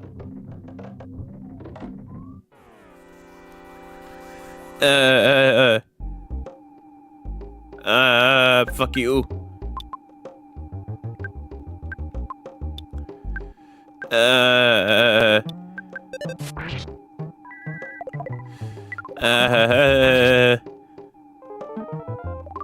Oh, thank God, it solidified.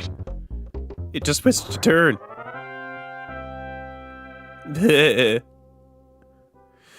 At this point in the game, I just took the L, let everyone without a flame pendant just eat it until I revived them at the end. Yeah, that would be the thing to do, but I got my PP to do, and I'm pretty sure the boss is gonna be a pain in the ass to do. Plus, I'm already close to the exit anyway. I'm close to the exit. I could at least get Paula's good weapon, and then just be fine from there. Be fine from there. Ugh. Oh boy. There we go. Shit. I'm not in the mood, gigantic dinosaur.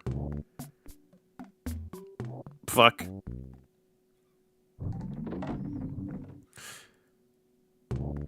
Oh, thank God. Okay. Oh, thank God. Okay. Okay.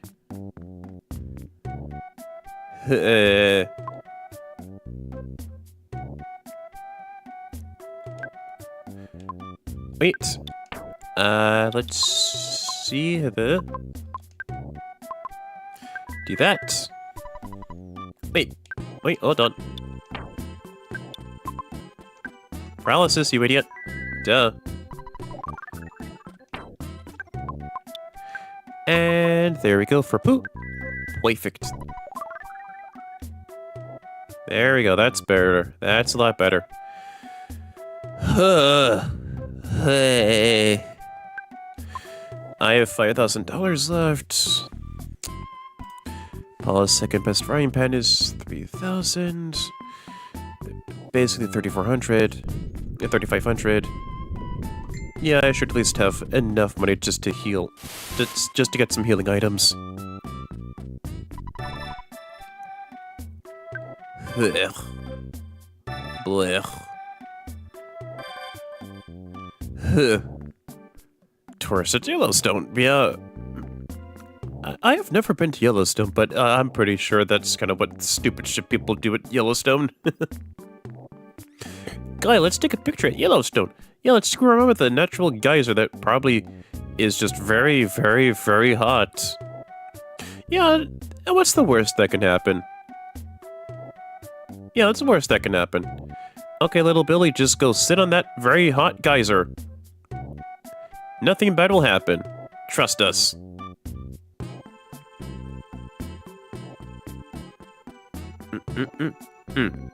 Disclaimer, do not go into Yellowstone geysers. You want to get your PP and HP restored. You will die a horrible death.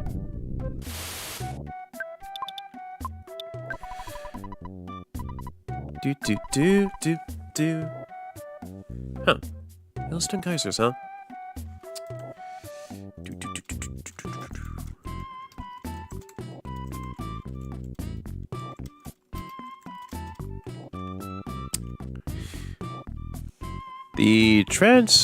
The disclaimer about Yellowstone geysers are actually correct. It is because the simple fact that the Yellowstone geysers can most likely go at a boiling point of 100 degrees Celsius or 212 degrees Fahrenheit. If the air pressure is lower, then it goes at 93 degrees Celsius or 200 degrees Fahrenheit. The hottest the Yellow Springs geysers go for is 750 Fahrenheit. So that is a good thing to not screw around with geysers. Yellowstone geysers. The ultimate bat.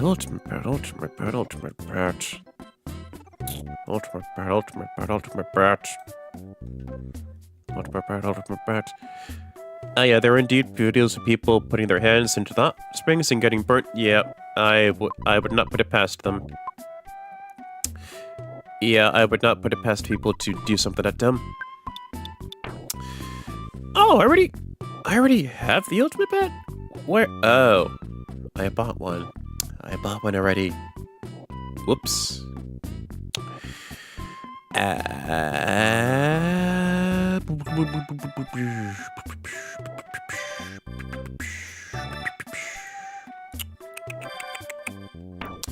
Alright, I have the ultimate bat, so let's just get Paula her... Funny thing is that with the Holy Frying Pan, it is also her second best weapon in the game, so I can be flat out fine in not getting the ultimate weapon for Paula and Jeff, because their second bests are right here. One is free for Jeff. Paula changed from 154 to 74. Perfect.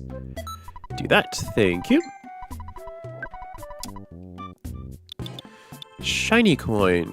Think about the shiny coin a little later. Luxury jerky and the mammoth burger. Oh god, please just get me more jerky. Do.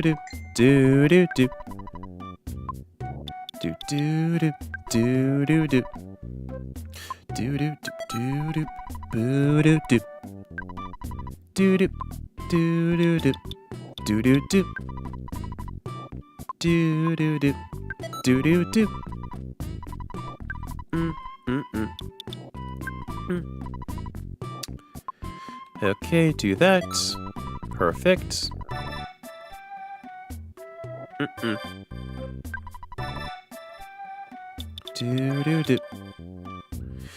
Out of the 1 in 128s, it's really just the Sword of Kings that's worth it. Next in line is the Star Pendant. Yeah,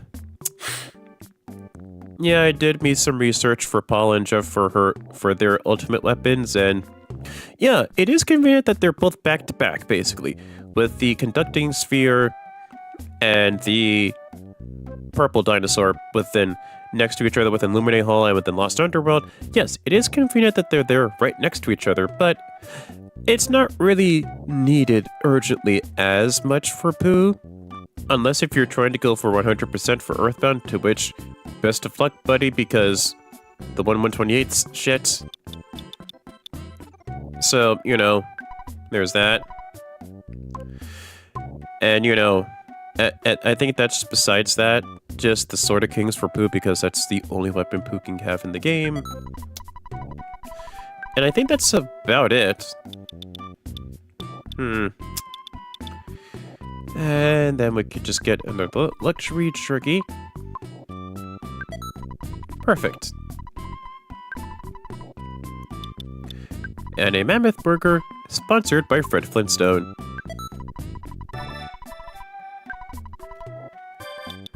And a second one endorsed by Barney Rubble. What is not included is a complimentary bowl of Fruity Pebbles and Cocoa Pebbles. And for some reason, some strange line of kids' vitamins. Da da da. Ba da ba da ba.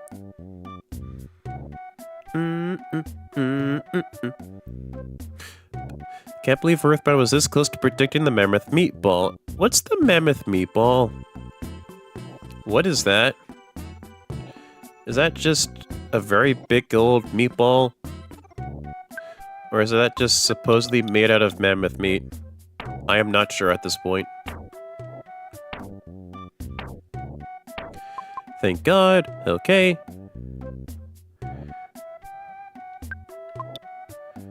We talk to the bird. Perfect. Just to avoid any signs of homesickness. Perfect. Da da da. Record. Nice. Da da. Some people have supposedly got mammoth DNA into cell culture and made a meatball out of cultured cells. Huh. The marvels of modern science. Although I marvel at modern science, but at the same time, it's more of a just because you can does not mean that you should.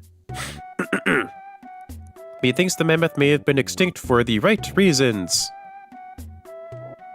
I'm just saying, you know.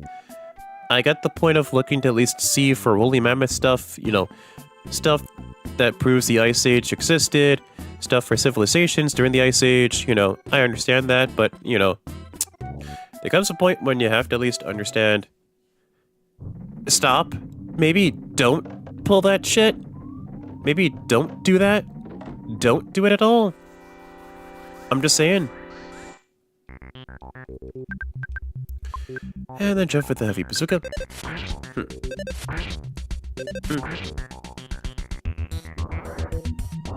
Perfect. You can't let the politicians be the only one to they get to play God. I'm just saying in general, like, don't do that shit, okay? Like, the last thing we need is IRL Resident Evil. Or in this case with AI, the last thing I want is an IRL version of the fucking Sigma virus from Mega Man X. Because the Sigma virus just ends with humanity fighting it for, like, who knows how long until the Mother Elf is just invented within the Zero series. And then from there, even then humanity doesn't really heal all that much. It's like baby steps. And even then the baby steps is just covering is like a mommy kiss on just 2 amputated arms and a wrangled up leg. Back at Dragonite. Ooh. Ooh. Ooh. Very nice. And the major and the major psychic cycle too. Nice. Do that, little that.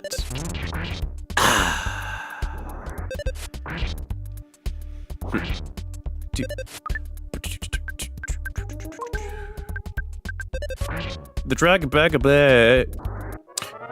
I see what you did there. I see what you did there. I see what you did there. Also, I'm not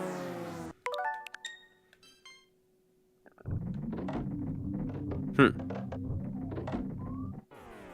thank goodness. I don't want to get back attacked, thank you.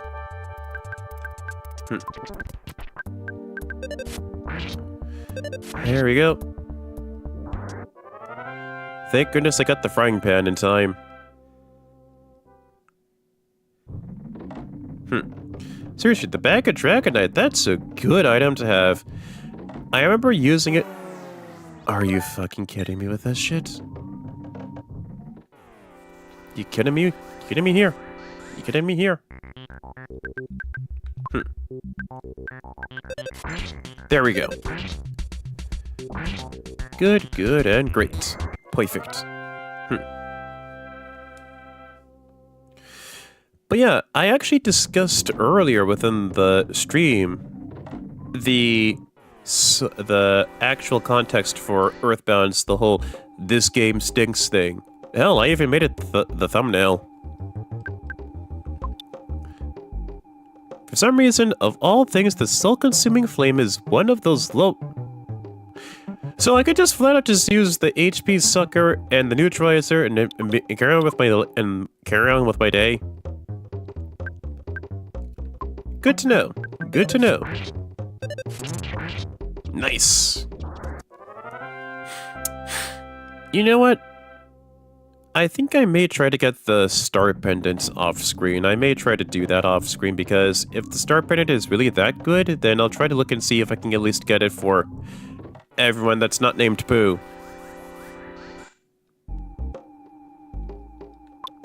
Do do do do do. Do do do do. Do do do do do do do do do. Oh god. Wait, hold on. Hold on. I wanna hear that again. Want to hear that again. A double smash attack. Oh, that's so good.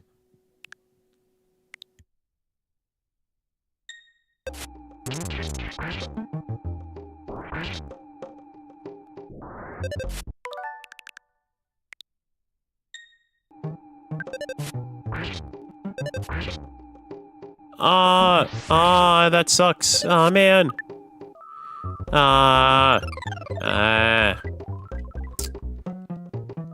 That sucks. Sucks. Man.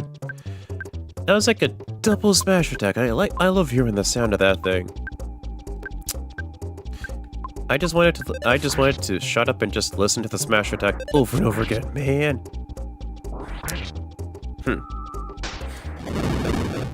You could do the same thing with the uncontrollable spears, but where you turn after beating the boss, but unfortunately you'd have to teleport back from Saturn Valley. Yeah. Because I think I at least know what's gonna happen after I beat the boss, but yeah, probably.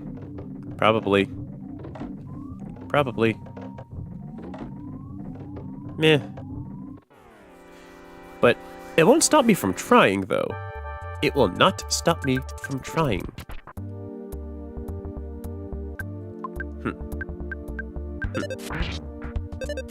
Do do do do do do do do do do ba ba.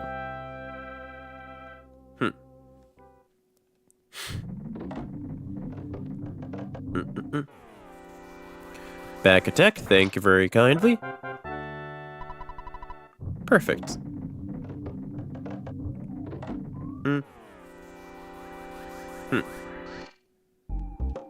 Psychic Psycho, do that, do that, do that. Bazooka Jeff.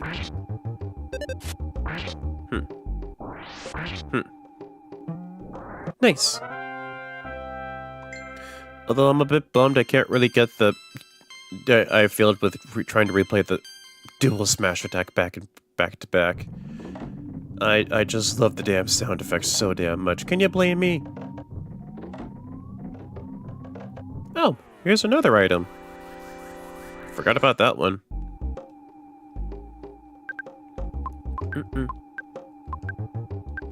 Do that, and there.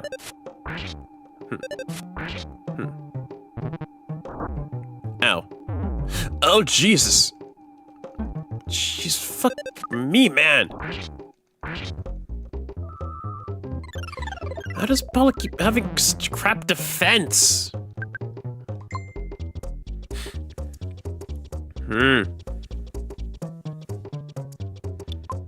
Man. The regular Psychic Psycho has a 2/128 chance of a PK Caramel, so the chance you could get scammed out of the star pennant if you fight the two. Oh. So I'll at least try to do that. Ah, I gotcha. So instead of 7% chance I get the star pennant, it's more of an 8% chance or something like that, or I get a PK Caramel. PK Caramels aren't that bad to come across. They really aren't. Do do do do do booty doop doop. Wait, does Jeff? Jeff has a Horn of Life, you idiot. Oh, the Meteotites. Meteotites. Wonder what that does. Let's see here. Meteotite. Earthbound, blah blah blah blah blah blah blah blah. What the hell does it do? Oh! Oh, is it just so? Oh, I see. Oh, so the Meteotite is just the equivalent to the gold nuggets in Pokemon. The Meteotite, from what I can see from the Earthbound wiki, sells for $2,000. So that really helps. It's just, yeah.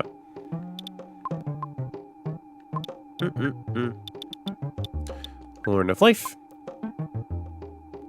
Paula. And then defend. Nice. Fuck you. Ah, piss off. Had enough of your shenanigans for once, thank you. Thank you for the smash attack. Thank you kindly. Oh, fuck! Shit. I forgot about that thing. Damn it. Okay, what do we got? Horn of Life. I bought a Horn of Life, I used up a Horn of Life, and I am back where I started with the Horn of Life in my inventory. Yay.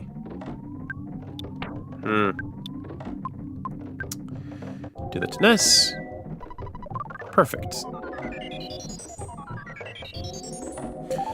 Thank you, Magic Butterfly. Thank you kindly. Thank you kindly. Appreciate it lots. Hold on here. 214, 290. You can always at least restore Ness's PP to its max capacity. Not too bad to do. There we go. That's perfect. Do do do do do do do do do do.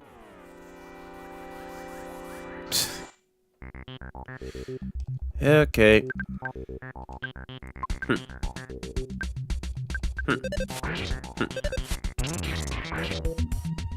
Nice. Alright. At least with the Meteotite, you can make some quick money just to buy some more things, like more items, like the Horn of Life, the Secret Herb, all that fun stuff. Although the one thing I would recommend to not do is just to go with the Tenda Village shop, because it's not really a shop, it's just bartering. And even then you have to consistently buy secret herbs over and over and over again. It's either the secret herbs or the Horn of Life. One of those two. And they're really valuable items, and you just have to do that noise over and over and over again. It's kind of annoying just to do anyway. Ugh. Okay, we do that. And heavy bazooka on that. Perfect.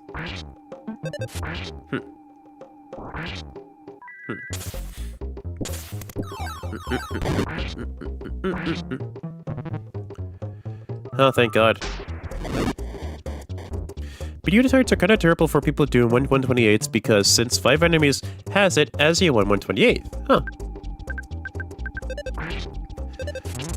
So, is the 1/128th challenge run just a normal run of Earthbound, but you try to get the 1/128th items from every enemy that has the 1/128th items thing, or what?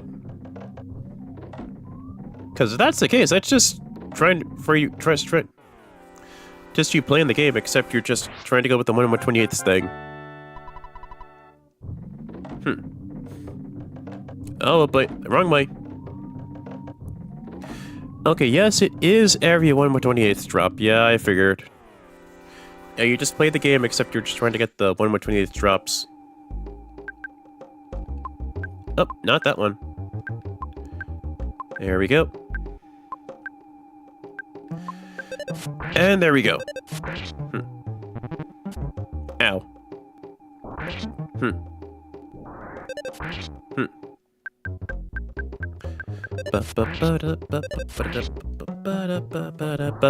There. There.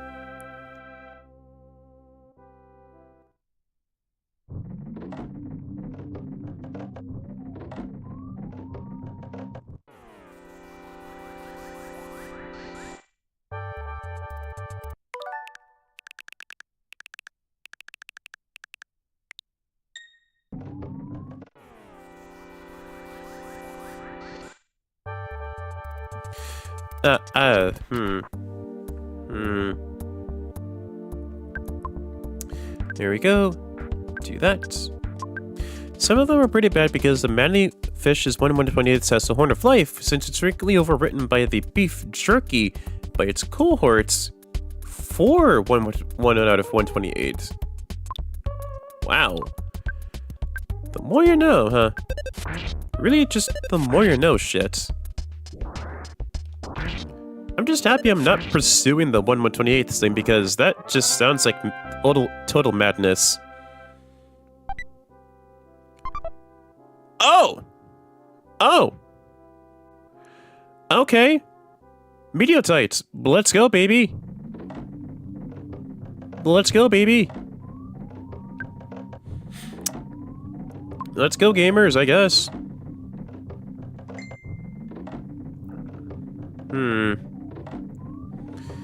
Now, where is the right way? I know it's not down there. No, that's kind of dumb.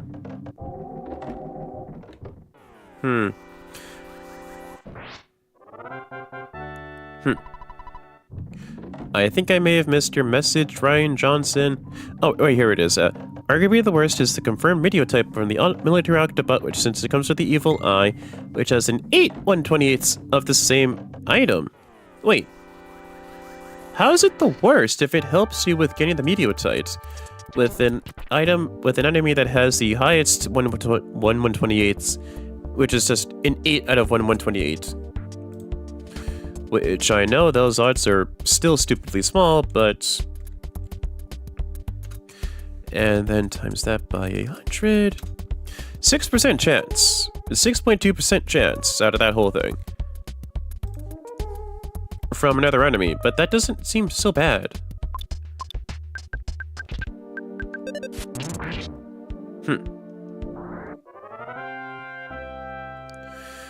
There we go. Perfect. So to confirm you got the 1 1/28, you have to get an Octobot without the evil eye. Oh, huh. Ah, so you have to at least finagle and mess around with the enemy groupings within the game. I get you now. Yeah, I can't believe I got another 1 1/28 within the fucking game and it wasn't Paula or Jeff's ultimate items. It was just a fancy rock that I could just sell to get more money. And I'm pretty sure it's late game, so I don't really need to buy any more fucking weapons. I don't need to do that, game, thank you. But thanks anyway for the fancy fucking rock that's more money. Thank you, game.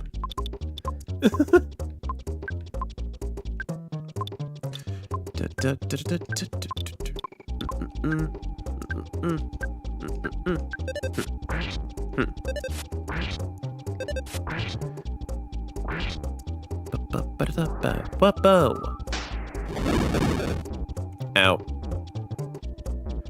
Ow. Ow. The soul-consuming meteorite is a 2 128s, which makes me sad. Wait, 2 128s?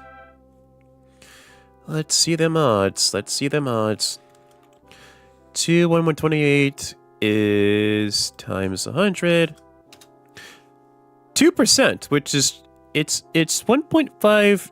It's 1.5625, which is just 2%. A 2% chance of getting the meteorite from the soul-consuming flame. How? How? I'm not raging. I'm not angry. I'm not angry, I tells you. I'm not angry at the game. I'm just shocked as of how I spent a good chunk of time trying to grind for the ultimate weapons for Paula and Jeffeth at the beginning parts of the stream. They were both 128 items, but yet somehow I got another 128 item, which is just a meteorite from a soul-consuming flame within here. I'm just laughing because it's like I'm trying to at least get the one I want to at least try to show off, but I don't get it, but I get another one, which is funny to me. It's just funny to me personally. Oh no, but yeah, Earthbound Beginnings, yeah, I did actually talk about that on a bit earlier, but I'll just talk about it again. Earthbound Beginnings, it's not a bad game. It set the framework for the other games going forward. The problem is that Earthbound Beginnings is a product of its time, where it's brutally hard and really, really goddamn difficult. Like, down to the point where I feel people, if they skipped Earthbound Beginnings, I would not blame them. I would not blame them at all. Because the simple fact it has the issues with inventory that I personally have with the game as a whole, and it plagues just all three of the games. Plus, it also has a random enemies, basically, like randomly dispersed enemies. Like, think about it like Pokemon, where you step into the grass and there's a chance you can find a Zubat. Not a Zubat, like a Caterpie, a Butterfree, and all that stuff. But just imagine that within that small patch of grass and make that the entire area map. Yeah. And that kind of just sucks because the simple fact some of the enemies can hit really, really hard. And I remember this vividly. After beating Earthbound for the first time, I also got Earthbound Beginnings. Yeah, but because I felt, I had a lot of fun with Earthbound Beginnings. So, random encounters, that's what they're called. Random encounters. Random encounters, that is what they are called. My thing is that, with random encounters, it's more so the simple fact that... It's more the simple fact that, yeah, I at least get that they do that shit. With Final Fantasy and Dragon Quest, it's just more the aspect of Earthbound Beginnings being Tonka tough hard. It's really damn hard. Anyway, back to my story. I remember Vid. Okay. Oh, that's fun.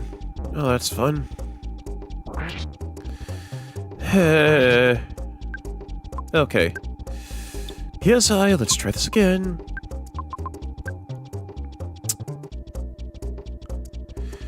Hi. Suspiciously super bomb-shaped Lloyd moseying up to the dragon. Okay, but my thing is that I also remember this very, very vividly. It was after I first beat Earthbound for the first time on my Wii U. And I felt, let's give Earthbound Beginnings a fair shot, because I loved Earthbound. It was a fantastic time from start to finish. I didn't get the Sword of Kings on my first try, but it was still a fun time all around. But my thing is that when I... Fuck me. Okay. when I flat out beat Earthbound Beginnings for the first time... my mistake, when I beat Earthbound for the first time, I didn't really get the Sword of Kings on my first try, but I beat the game, I loved the game, because it's a good game. My thing is that, when I first played Earthbound Beginnings, I'm thinking, oh, okay, that's not too bad. For, I gotta at least just try to do Earthbound Beginnings because, it's like the prequel to Earthbound, I already knew that at that point in time. There's Earthbound Beginnings, which is Mother 1, then Earthbound, which is Mother 2, and then there's Mother 3, which is Mother 3. But my thing is that after I beat, the first boss within fucking hell, fuck off! Fuck you too! What I was trying to say was that with an Earthbound Beginning... But I did not try to leave! I did not try to fucking leave.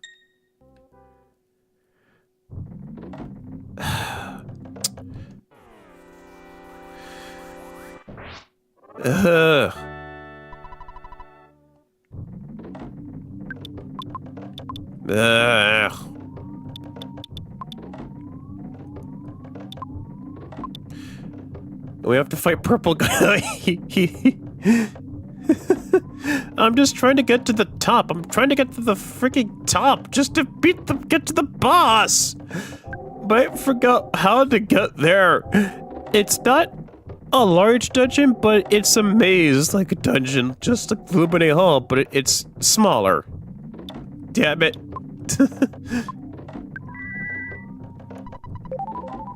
Okay, but back to my spiel about Earthbound Beginnings. I played the game for the first time after I beat Earthbound for the first time.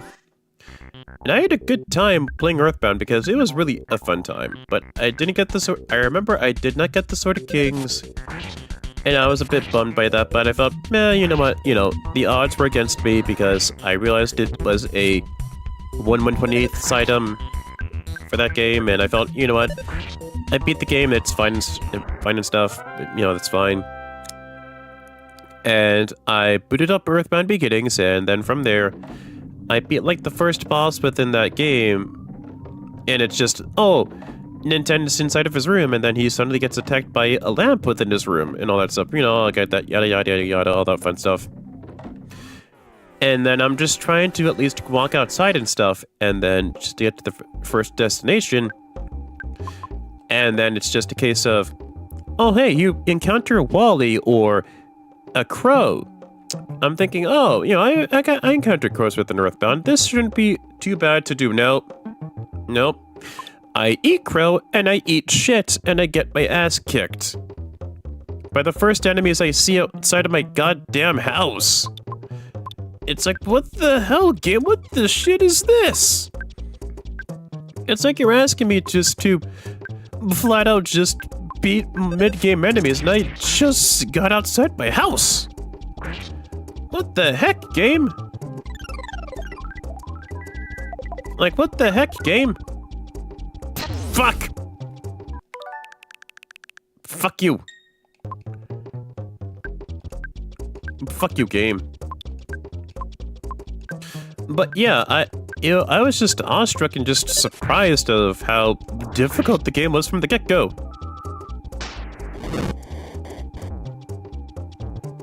Wait, Nesiluka's kept rocking in love, I get that. Nintendo gets to does some attack from healing a car. Yeah, he does. Yeah, he does. But with Earthbound Beginnings, my thing is that I just did not expect the first enemies that you fight outside your house to be that difficult. I was expecting, maybe a bit of a difficulty. Here. What the fuck? Nesmith Friends got 17,000. Okay, but here's my thing first. I flat out did not expect the enemies right outside Nintendo's house. The game just says, oh, hey, Nintendo, go to set destination here or whatever, just to start with your adventure. I did not expect the enemies like the Wally farmer guy, or the hippie, or even the crow to give me this much crap. Like, I'm thinking, oh, okay, I could at least, beat them up, move along my way, grind stuff, yada, yada, yada.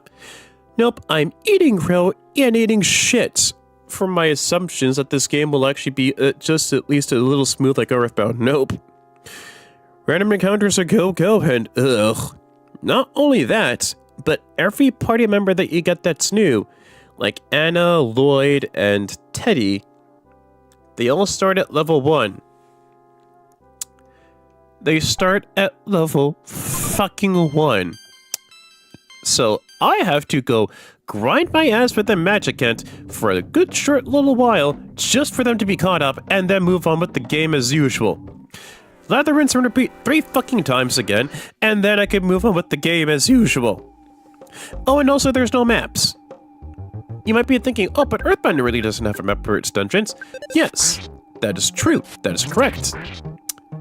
They had a map for the outside regions, like Dalam, Tucson, Summers, 3, 4 side. I'm not sure about Moonside. I am not sure about Moonside because that counts as a dungeon.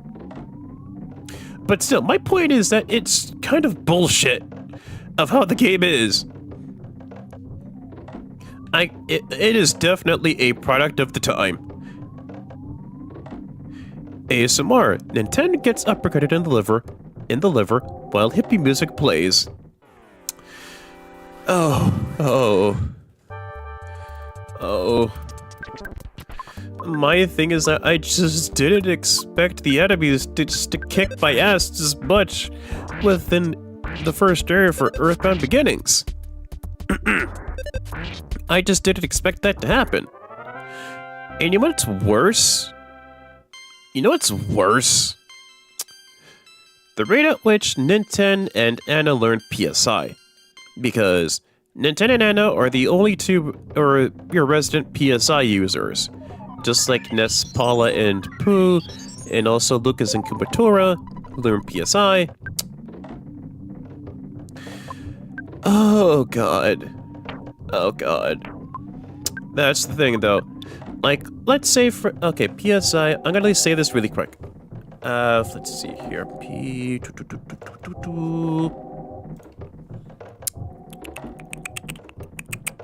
Okay, here's the thing for Earthbound Beginnings. Like, let's say, for instance, you have Anna within your party, and you want her to learn PK Fire. She learns PK Fire at level 17. Here's the dick kicker out of all of this bullshit. You don't learn it exactly at level 17. Like, the moment Anna gets to level 17, she does not learn PK Fire. You have to go with some battles, and then after winning some battles, while you're at level 17, that's when Anna learns PK Fire. Lather, rinse, and repeat for every single fucking PK skill for both Anna and Ninten throughout the entire game. It's like, let's say you're trying to at least get to Ninten's good PSI stuff like the PK, Beam, Alpha, and all that yada yada stuff. And you realize, oh hey, it's like at level 50. Nope. Level 50, you do not get the PK thing at level 50. You have to fight some battles at level 50, then you can possibly fucking get it too. Fuck you. Not to you, chat member, but just fuck you for how the game does it so poorly. So piss poorly. I'm pretty sure even early Final Fantasy games don't screw up the pooch that much for learning special moves. I can also learn PK moves from running away from a fight. Wait, really? How? How does that happen, chat member? Explain to me. Because I'm really curious as to how the hell that even happens. Ow. Yeah. Also, I saw your message, Ryan Johnson, about the blind playthrough going to Duncan's factory. Oh. A luxury jerky, hello. Same thing as winning a fight, but you run away with the command or 4D slip, yeah. Yeah, that's the thing about what I hate so much about the game. It's fine, but the way of how you learn PK skills and every party member as a whole and Mountie Toy is just god awfully bad. It's just awful. And yeah.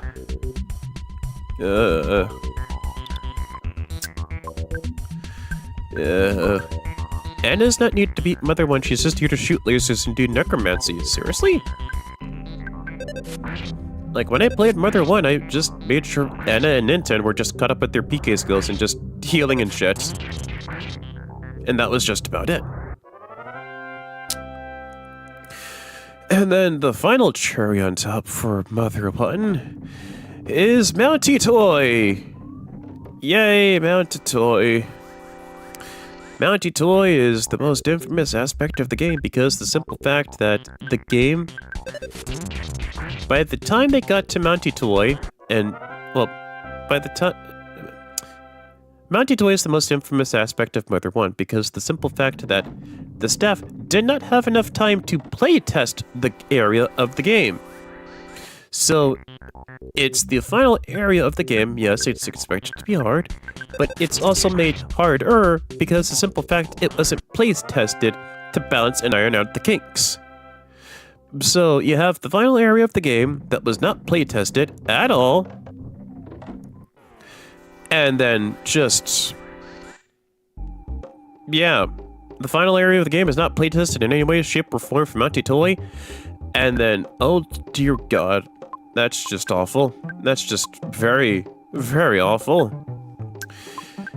If Nintendo's gonna go into the business of remaking old classic games, then please, for God's sake, just remake Earthbound Beginnings. I beg of you. I beseech and beg of thee. Just do Earthbound Beginnings and just remake it from the ground up. Ugh. Like, if that happens, please, I just hope for the love of God, just do the inventory better. Just make the inventory not total dog shit. Like, that's all I want to see happen. Well, one of the things I want to see happen. Like, aside from, like, working on the obvious kinks and issues that I just addressed about, but the inventory issue is something I also really beg of them just to address and to follow up and do. Because, my goodness, I hate the inventory system in the Mother trilogy so much with a burning passion. I hate it so fucking much. I hate it so much. Because why can't it just stack items? Why can't you just have items stack? I hate the Titanian, I hate the Titanian. Juana and Super Energy can fuck off. Wait, Titanian. Give me a second here.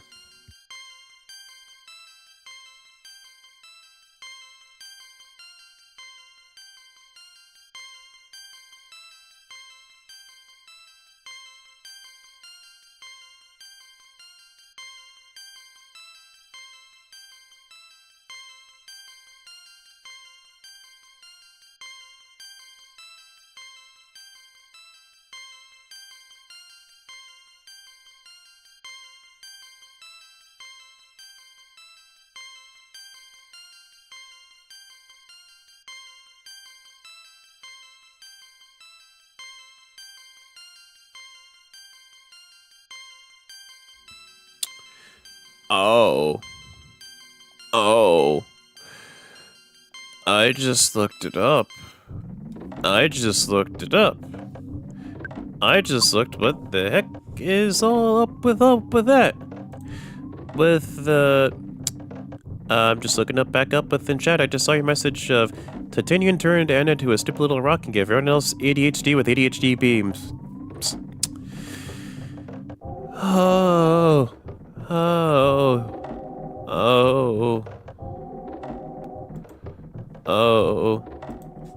And what's super energy? Okay. Super energy Enemy in Earthbound Beginnings deals damage to one party member 40. Oh. Oh. Oh. Oh. Yay. Yay. And I just saw the super energy. I looked up what it is. I saw the titanium, and I saw one or two. Oh. Oh god. Fuck off, game. Fuck off, game. I hate you. I loathe you, game. I detest you, Earthbound Beginnings, and your bullshit parts. Oh boy. Okay, who's up for level up? Wanna got that movie credits moveset. Yeah, because I'm seeing this right now. I just want to at least double check on this. Oh, yay. Yay. I just want to at least double check with my sources. With just both Earthbound wikis. Oh, yep. Yep. Yep. Yep. Yep. Yep. Wanna attacks with attack to one party member. Smile a darling smile. Raises the user's defense. PK Fire Beta. 50 to 60 points to all party members. Fire Gamma. 95 to 110 points of damage. PK Beam Gamma. Instantly knocks out one party member. Thunder Beta. 48 to 55 points of damage. Electric damage to one party member.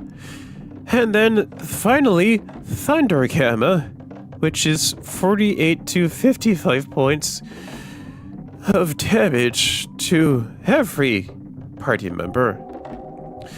And not just that, it also has the chance to team up with the super energy, which also heals. An enemy's HP fully. And it also acts like the territorial oaks and the conducting spheres, where it explodes upon defeat.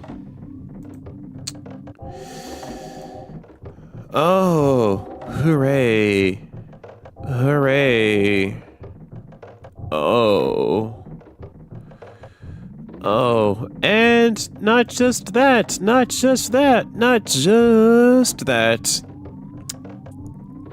I also did just read the part that she also can be with the super energy, which can also heal up her energy too. Oh.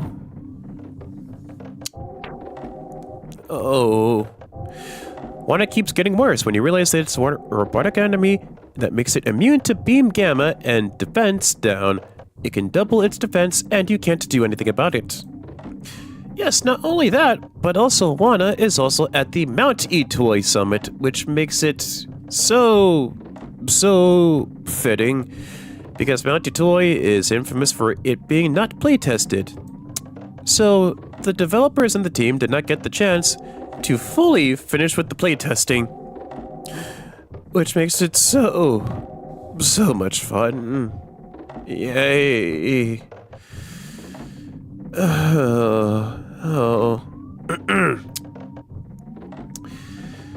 Hi-Fi. And that, and also the simple fact it has an item drop for this particular enemy type. It has a 1 out of 116 chance of letting you find a PSI stone. It's a recovery item that lets you recover up to 20 PP when used. It can be used multiple times before becoming a regular stone, and thus disappearing from your inventory. Oh, yeah.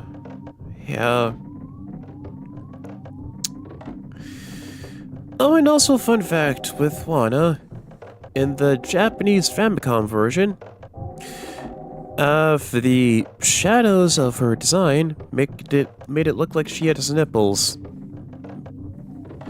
PK Stone is okay up there, not really that interesting since you shoulda coulda got hella PSI stones from the monkey cave. I guess, whatever. Oh, the more info I look up Mother 1 or Earthbound Beginnings, the more I don't want to play it for the channel. I don't hate Mother 1, but my god, you do not do me any favors. You're not doing yourself any favors, good sir. Okay, back to the sequel that more people just play. Who's up for a level up? Not Ness, maybe not Paula, not Jeff, and certainly not Boo. Oh. Oh, yay. Yay. And it's at the summit of Mounty Toy, which I love, which is so great, Yeah. Yay. Okay. PK healing on Pooh. Help you with the numbness. Excuse me. And then from there, the Mammoth Burger use on Paula. And then from there, Luxury Jerky use on Jeff. Huh. Oh yeah, I forgot about the salt packet. I should probably look and see which items are good with the salt packets. And I think I may have... Yep. All that trauma better make this sanctuary fight better in comparison. If I last remember, the last sanctuary boss is also a pain in the ass too, but it's not as bad as Mounty Toy. Nothing is as bad as Mounty Toy because at least the staff got the chance to fucking playtest the game and iron out the bullshit kinks. Playtesters. They may be the janitors of the gaming industry for jobs, but damn it, they do an essential job. Playtesting basically just involves you working out and ironing out the kinks. Like, let's say you're playing this game over and over. Let's say you're playing this game. Your job as a playtester is to play out every single aspect of this game from top to bottom and look and see for any bugs or anything that needs a kink. Whether it's to make a game easier or to make a game harder. That's what playtesters do, and they don't get paid all that much. Playtesters, if I can at least see from a very quick Google search. Let's see, playtester salary. Playtester salaries, according to Google, make $79,000 with an entry rate of $38 an hour. Entry roles for playtesters may start at lower hourly wages, lower wages, while experienced testers can earn $60,000 to over $80,000 a year. Do not be dismayed. Do not be fooled. They're just janitors. I'm not saying that in a mean way, but they're more the janitors of the gaming industry, in the aspect that they clean up messes and detect to look and see if anything just needs to be ironed out to make it a good-looking product. If it were not for game testers, I'm pretty sure the entire Mother trilogy would just become just as tough, if not tougher, not deliberately or unintentionally, as Mother 1. Let that sink in. Be nice to playtesters. Sure, it's not the glamorous job as, say, a developer or the head person in charge, but they do carry out an essential role. Oh, and I think I may have missed your message again, Ryan Johnson. The janitor's battle ultimately ends in defeat, but that does not mean it is not needed. Wait, the rock candy? Oh, oopsie. Yeah, that's just me yapping on about, that whole thing. No, I mostly rock candy. When you eat this, it will increase either speed, guts, vitality, IQ, or luck. You know what? Screw it. Use it on Ness. Look and see what we get. Ness's IQ went up by 1. Nice. Okay, okie dokie. Let's see here. 662. Oh, wow. Wow. Okay, give that jerky to Ness. Because he needs it. And now let's look at our stats really quick. PK stuff. Health is fine. PK stuff. PK stuff. Who just needs PSI healing? Ness eating candy instead of going to school. I mean, how can you go to school with an alien invasion? Flat out, even an Onet's not even safe. Because he literally have skate-riding punks and a guy who can shank and stab you, and he has a robot, a fully functioning attack robot with an Onet. And you'd think the police would do something about it. Nope, the police won't do diddly dick. And even then, in Onet, you still also have the Sanctuary boss as well. So it's just, oh wow, I took care of the gang problem, and I took care of the police problem. Nah, you're not done yet, because there's just a gigantic monster within the giant step within Onet. So you're not even done yet with the threats. And even then, it's like the rest of the entire world too as well. So you're kind of just boned out there, buddy.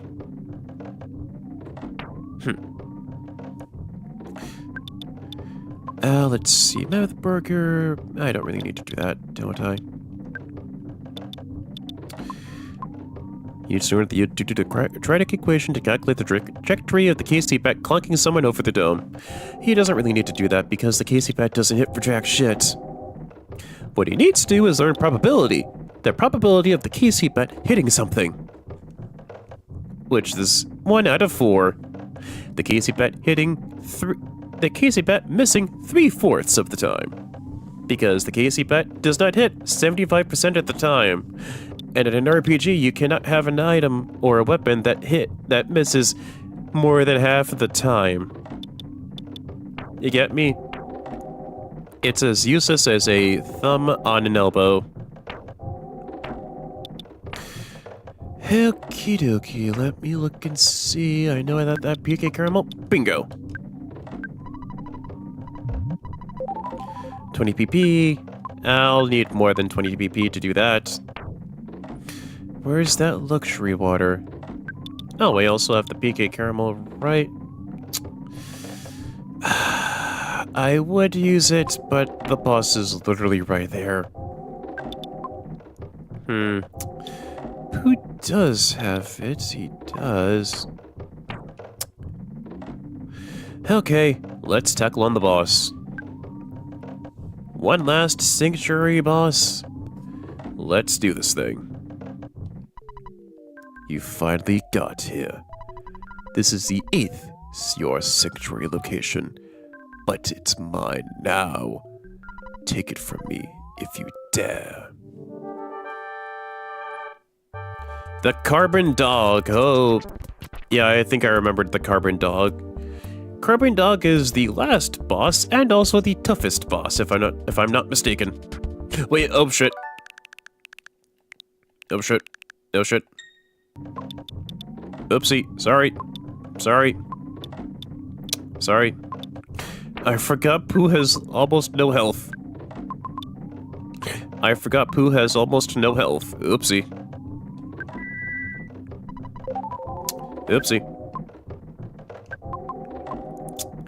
That's my mistake. That is my mistake. I am very sorry. I did not notice that. Oopsie.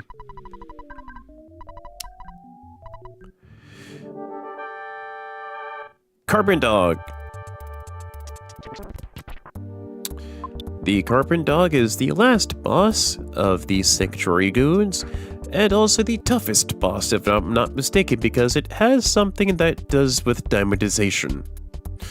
And diamondization is just about as fatal as dying, because you can't do anything when you're diamondized, and the only way to get rid of diamondization is to go to a healer. I'm pretty sure there was no healer nearby.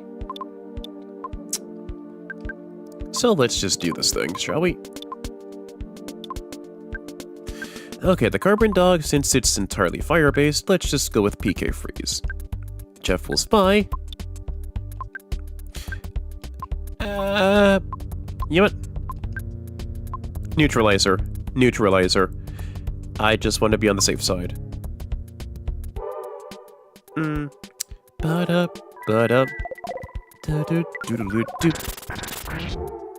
Oh!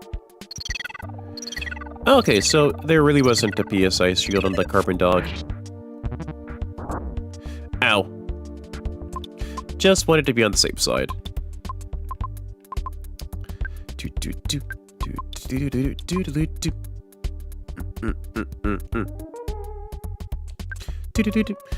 If you have someone with healing gamma or higher, you can scare the diamond away. Yeah, that's true, but yeah. But I feel like there's a chance that the healing gamma could just screw up with the healing, just like with the revives I've been dealing with all stream long. Ow. Ooh. Eee. Ooh. Let's see here. Maybe I could just use PK Magnet. Just to step away the PK scrap. Hold on, but what is Carbon Dog weak to? And then from there, I could probably just sap away some more PK stuff just to heal it. Hold on, this fight's diamondization is actually unique. It's the only source of diamondization that does not use paralysis persistence. Oh! What? It doesn't have PP? Huh, shit, okay. I did not know it did not have it. Ow. I thought it did have PP because it... Wow, never mind then, okay. Shit. Alright. Okay, so since it's entirely fire-based, let's just go with PK Freeze and then just do that from there. And then Jiff will have a Mammoth Burger, use one on himself. And then Pooh will go with PK Starstorm. Fun fact, all of a sudden Carbon Dog gave off a rainbow of colors. Second part of the boss fight.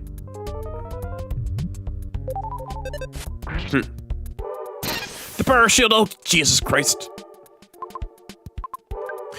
The Carbon Dog becomes the Diamond Dog, and the Diamond Dog is pretty fucking nasty. Because the Diamond Dog also has, aside from biting attacks, bites hard. It damages the target, which has the chance of diamondization. And then it also emits a glorious light. PK Flash Omega, which has the high chance of killing you. Which is delightful. Okay, just we hit hard, we go hard, and we do it. Wait, hold on. Oh yeah, right, the power shield. Yay. Okay, let's just think about it. Think about it really quick. Let's see, all of us, I don't have enough PP, damn it.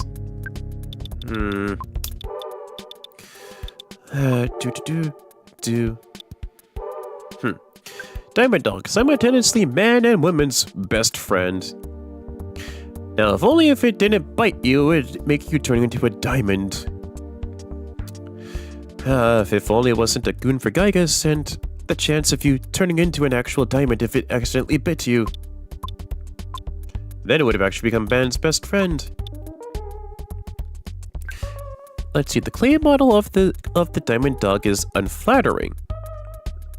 Yeah, I gotta agree with you on that one, because I'm looking at right now on the Earthbound fandom wiki. The Diamond Dog appearance for the clay model does not look good at all for it. It does not look any good. It really doesn't, honestly. It doesn't do the game sprite justice. Okay, although I do at least check on something though. Let's see here. The Diamond Dog also does not have any weaknesses as well, so just hit it. Just hit it really, really fucking hard. I think I might have missed your message, Ryan Johnson. It's like that Walter Dog meme. Yeah, that is pretty funny. Okay, neutralizer to get rid of the PK. Yeah, wait. Defend. And then from there, freeze. And then Jeff will just do a neutralizer really quick, just to get rid of that whole thing. Let's recovery assist, brain shock, and then another... Do I really want to go for that? Let's see, healing magnets. Let's see, who needs the most? You know what? I'll probably... You know, I wanna look and see for mirror. Look and see if it'll do anything. Aw, that stinks. Ah, that sucks. Demodog was able to move. Okay, at the very least, the PSI power shield is gone. So I can still hit the thing. And then do PK freeze again. And then from there, heavy bazooka. And then pool. Another star storm. There we go.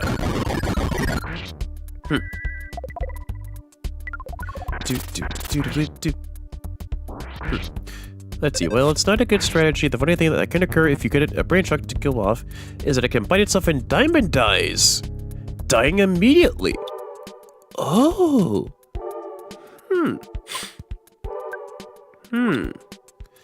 Interesting. Very interesting. Wait, does Paula have brain shock? Does Ness have brain shock? No, Ness does not have brain shock. Let's see, does Paula have brain shock? No, she does not. Jeff, defense shower. And then Pooh, brain shock. Brain shock Omega, so let's try it out. Diamond Dog felt strange. Yes. Okay. Bit you hard. Fuck. Fuck. Fuck. Damn it. Okay, at least the Diamond Dog is feeling strange. On this event, its sprite does not disappear and it's just kind of left sitting there. Ooh, nice. Doo-doo-doo-doo. Let's see, luxury jerky, give that to Paula, dear Jeff. And then defend. I want to look and see if this will actually do it. Pooh dodged quickly, damn it! You know what? Defend. Defend. Jeff does another defense shower to raise defense. Very nice. Shield beta. Oh, yes! Paula's body was protected by a power shield. Very nice. Now, if only it could bite itself. Let's see, chat. Let's see. Glorious light. Did not work on Diamond Dog. Damn it! It still got the strangeness effect, so let's try. Ooh! Ooh, yeah! Ooh, yeah, baby. Nice! Nice! Very nice! Okay! You know what? Not gonna lie, I'm not sure if I want to make this, if I don't want to play, You know what? Thumbnail.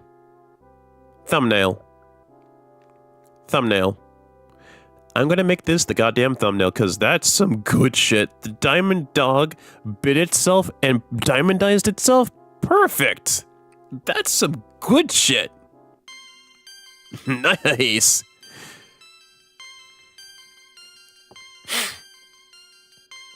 Ah, that's really good shit. Stupid dog that is a diamond, it turns itself into a diamond squared. Ah, that's some good shit. Oh, wait. I almost forgot. I almost forgot to equip Jeff with his second gun.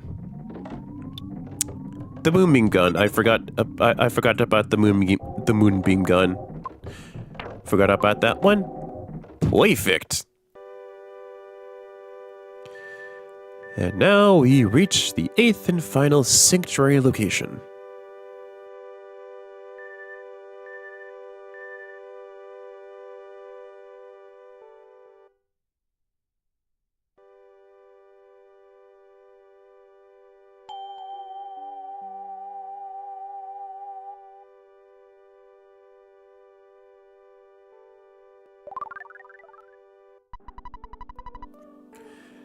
Ness had the feeling that he was being watched by himself as a baby. Ness's sound stone recorded the melody of the fire spring.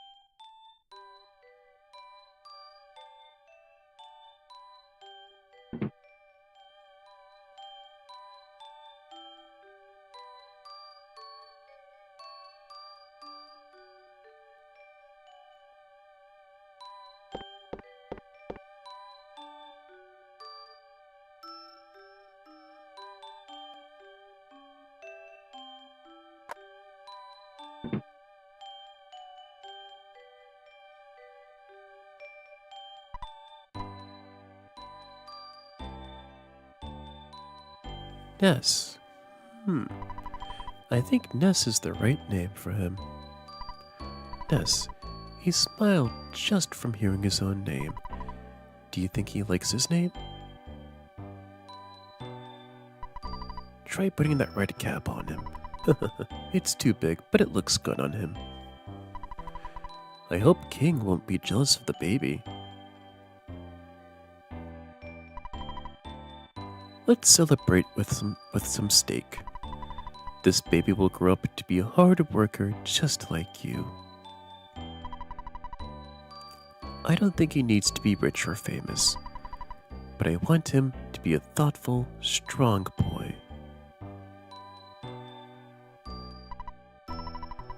That's odd. The baby bottle that he pointed at seemed to move a little bit.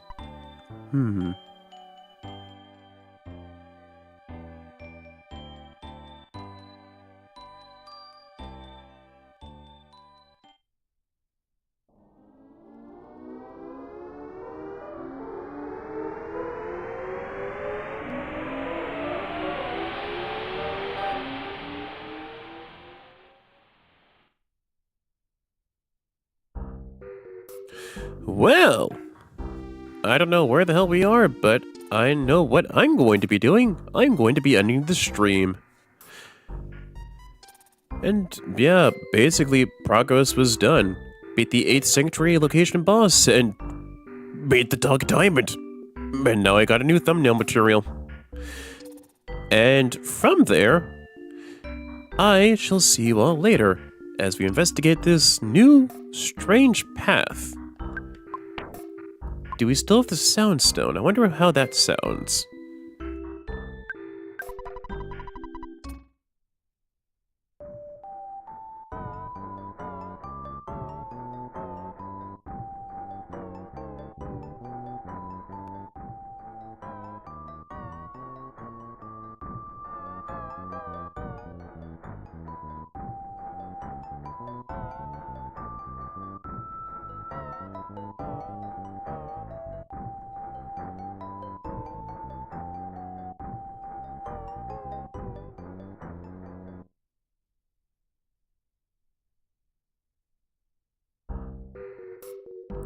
Alrighty then. I am FODV93, and I hope you all have a good day, night, or wherever you are. Life is tough, but I'm sure there will be light at the end of the tunnel for every one of us, myself included. And I shall see you all soon. Bye.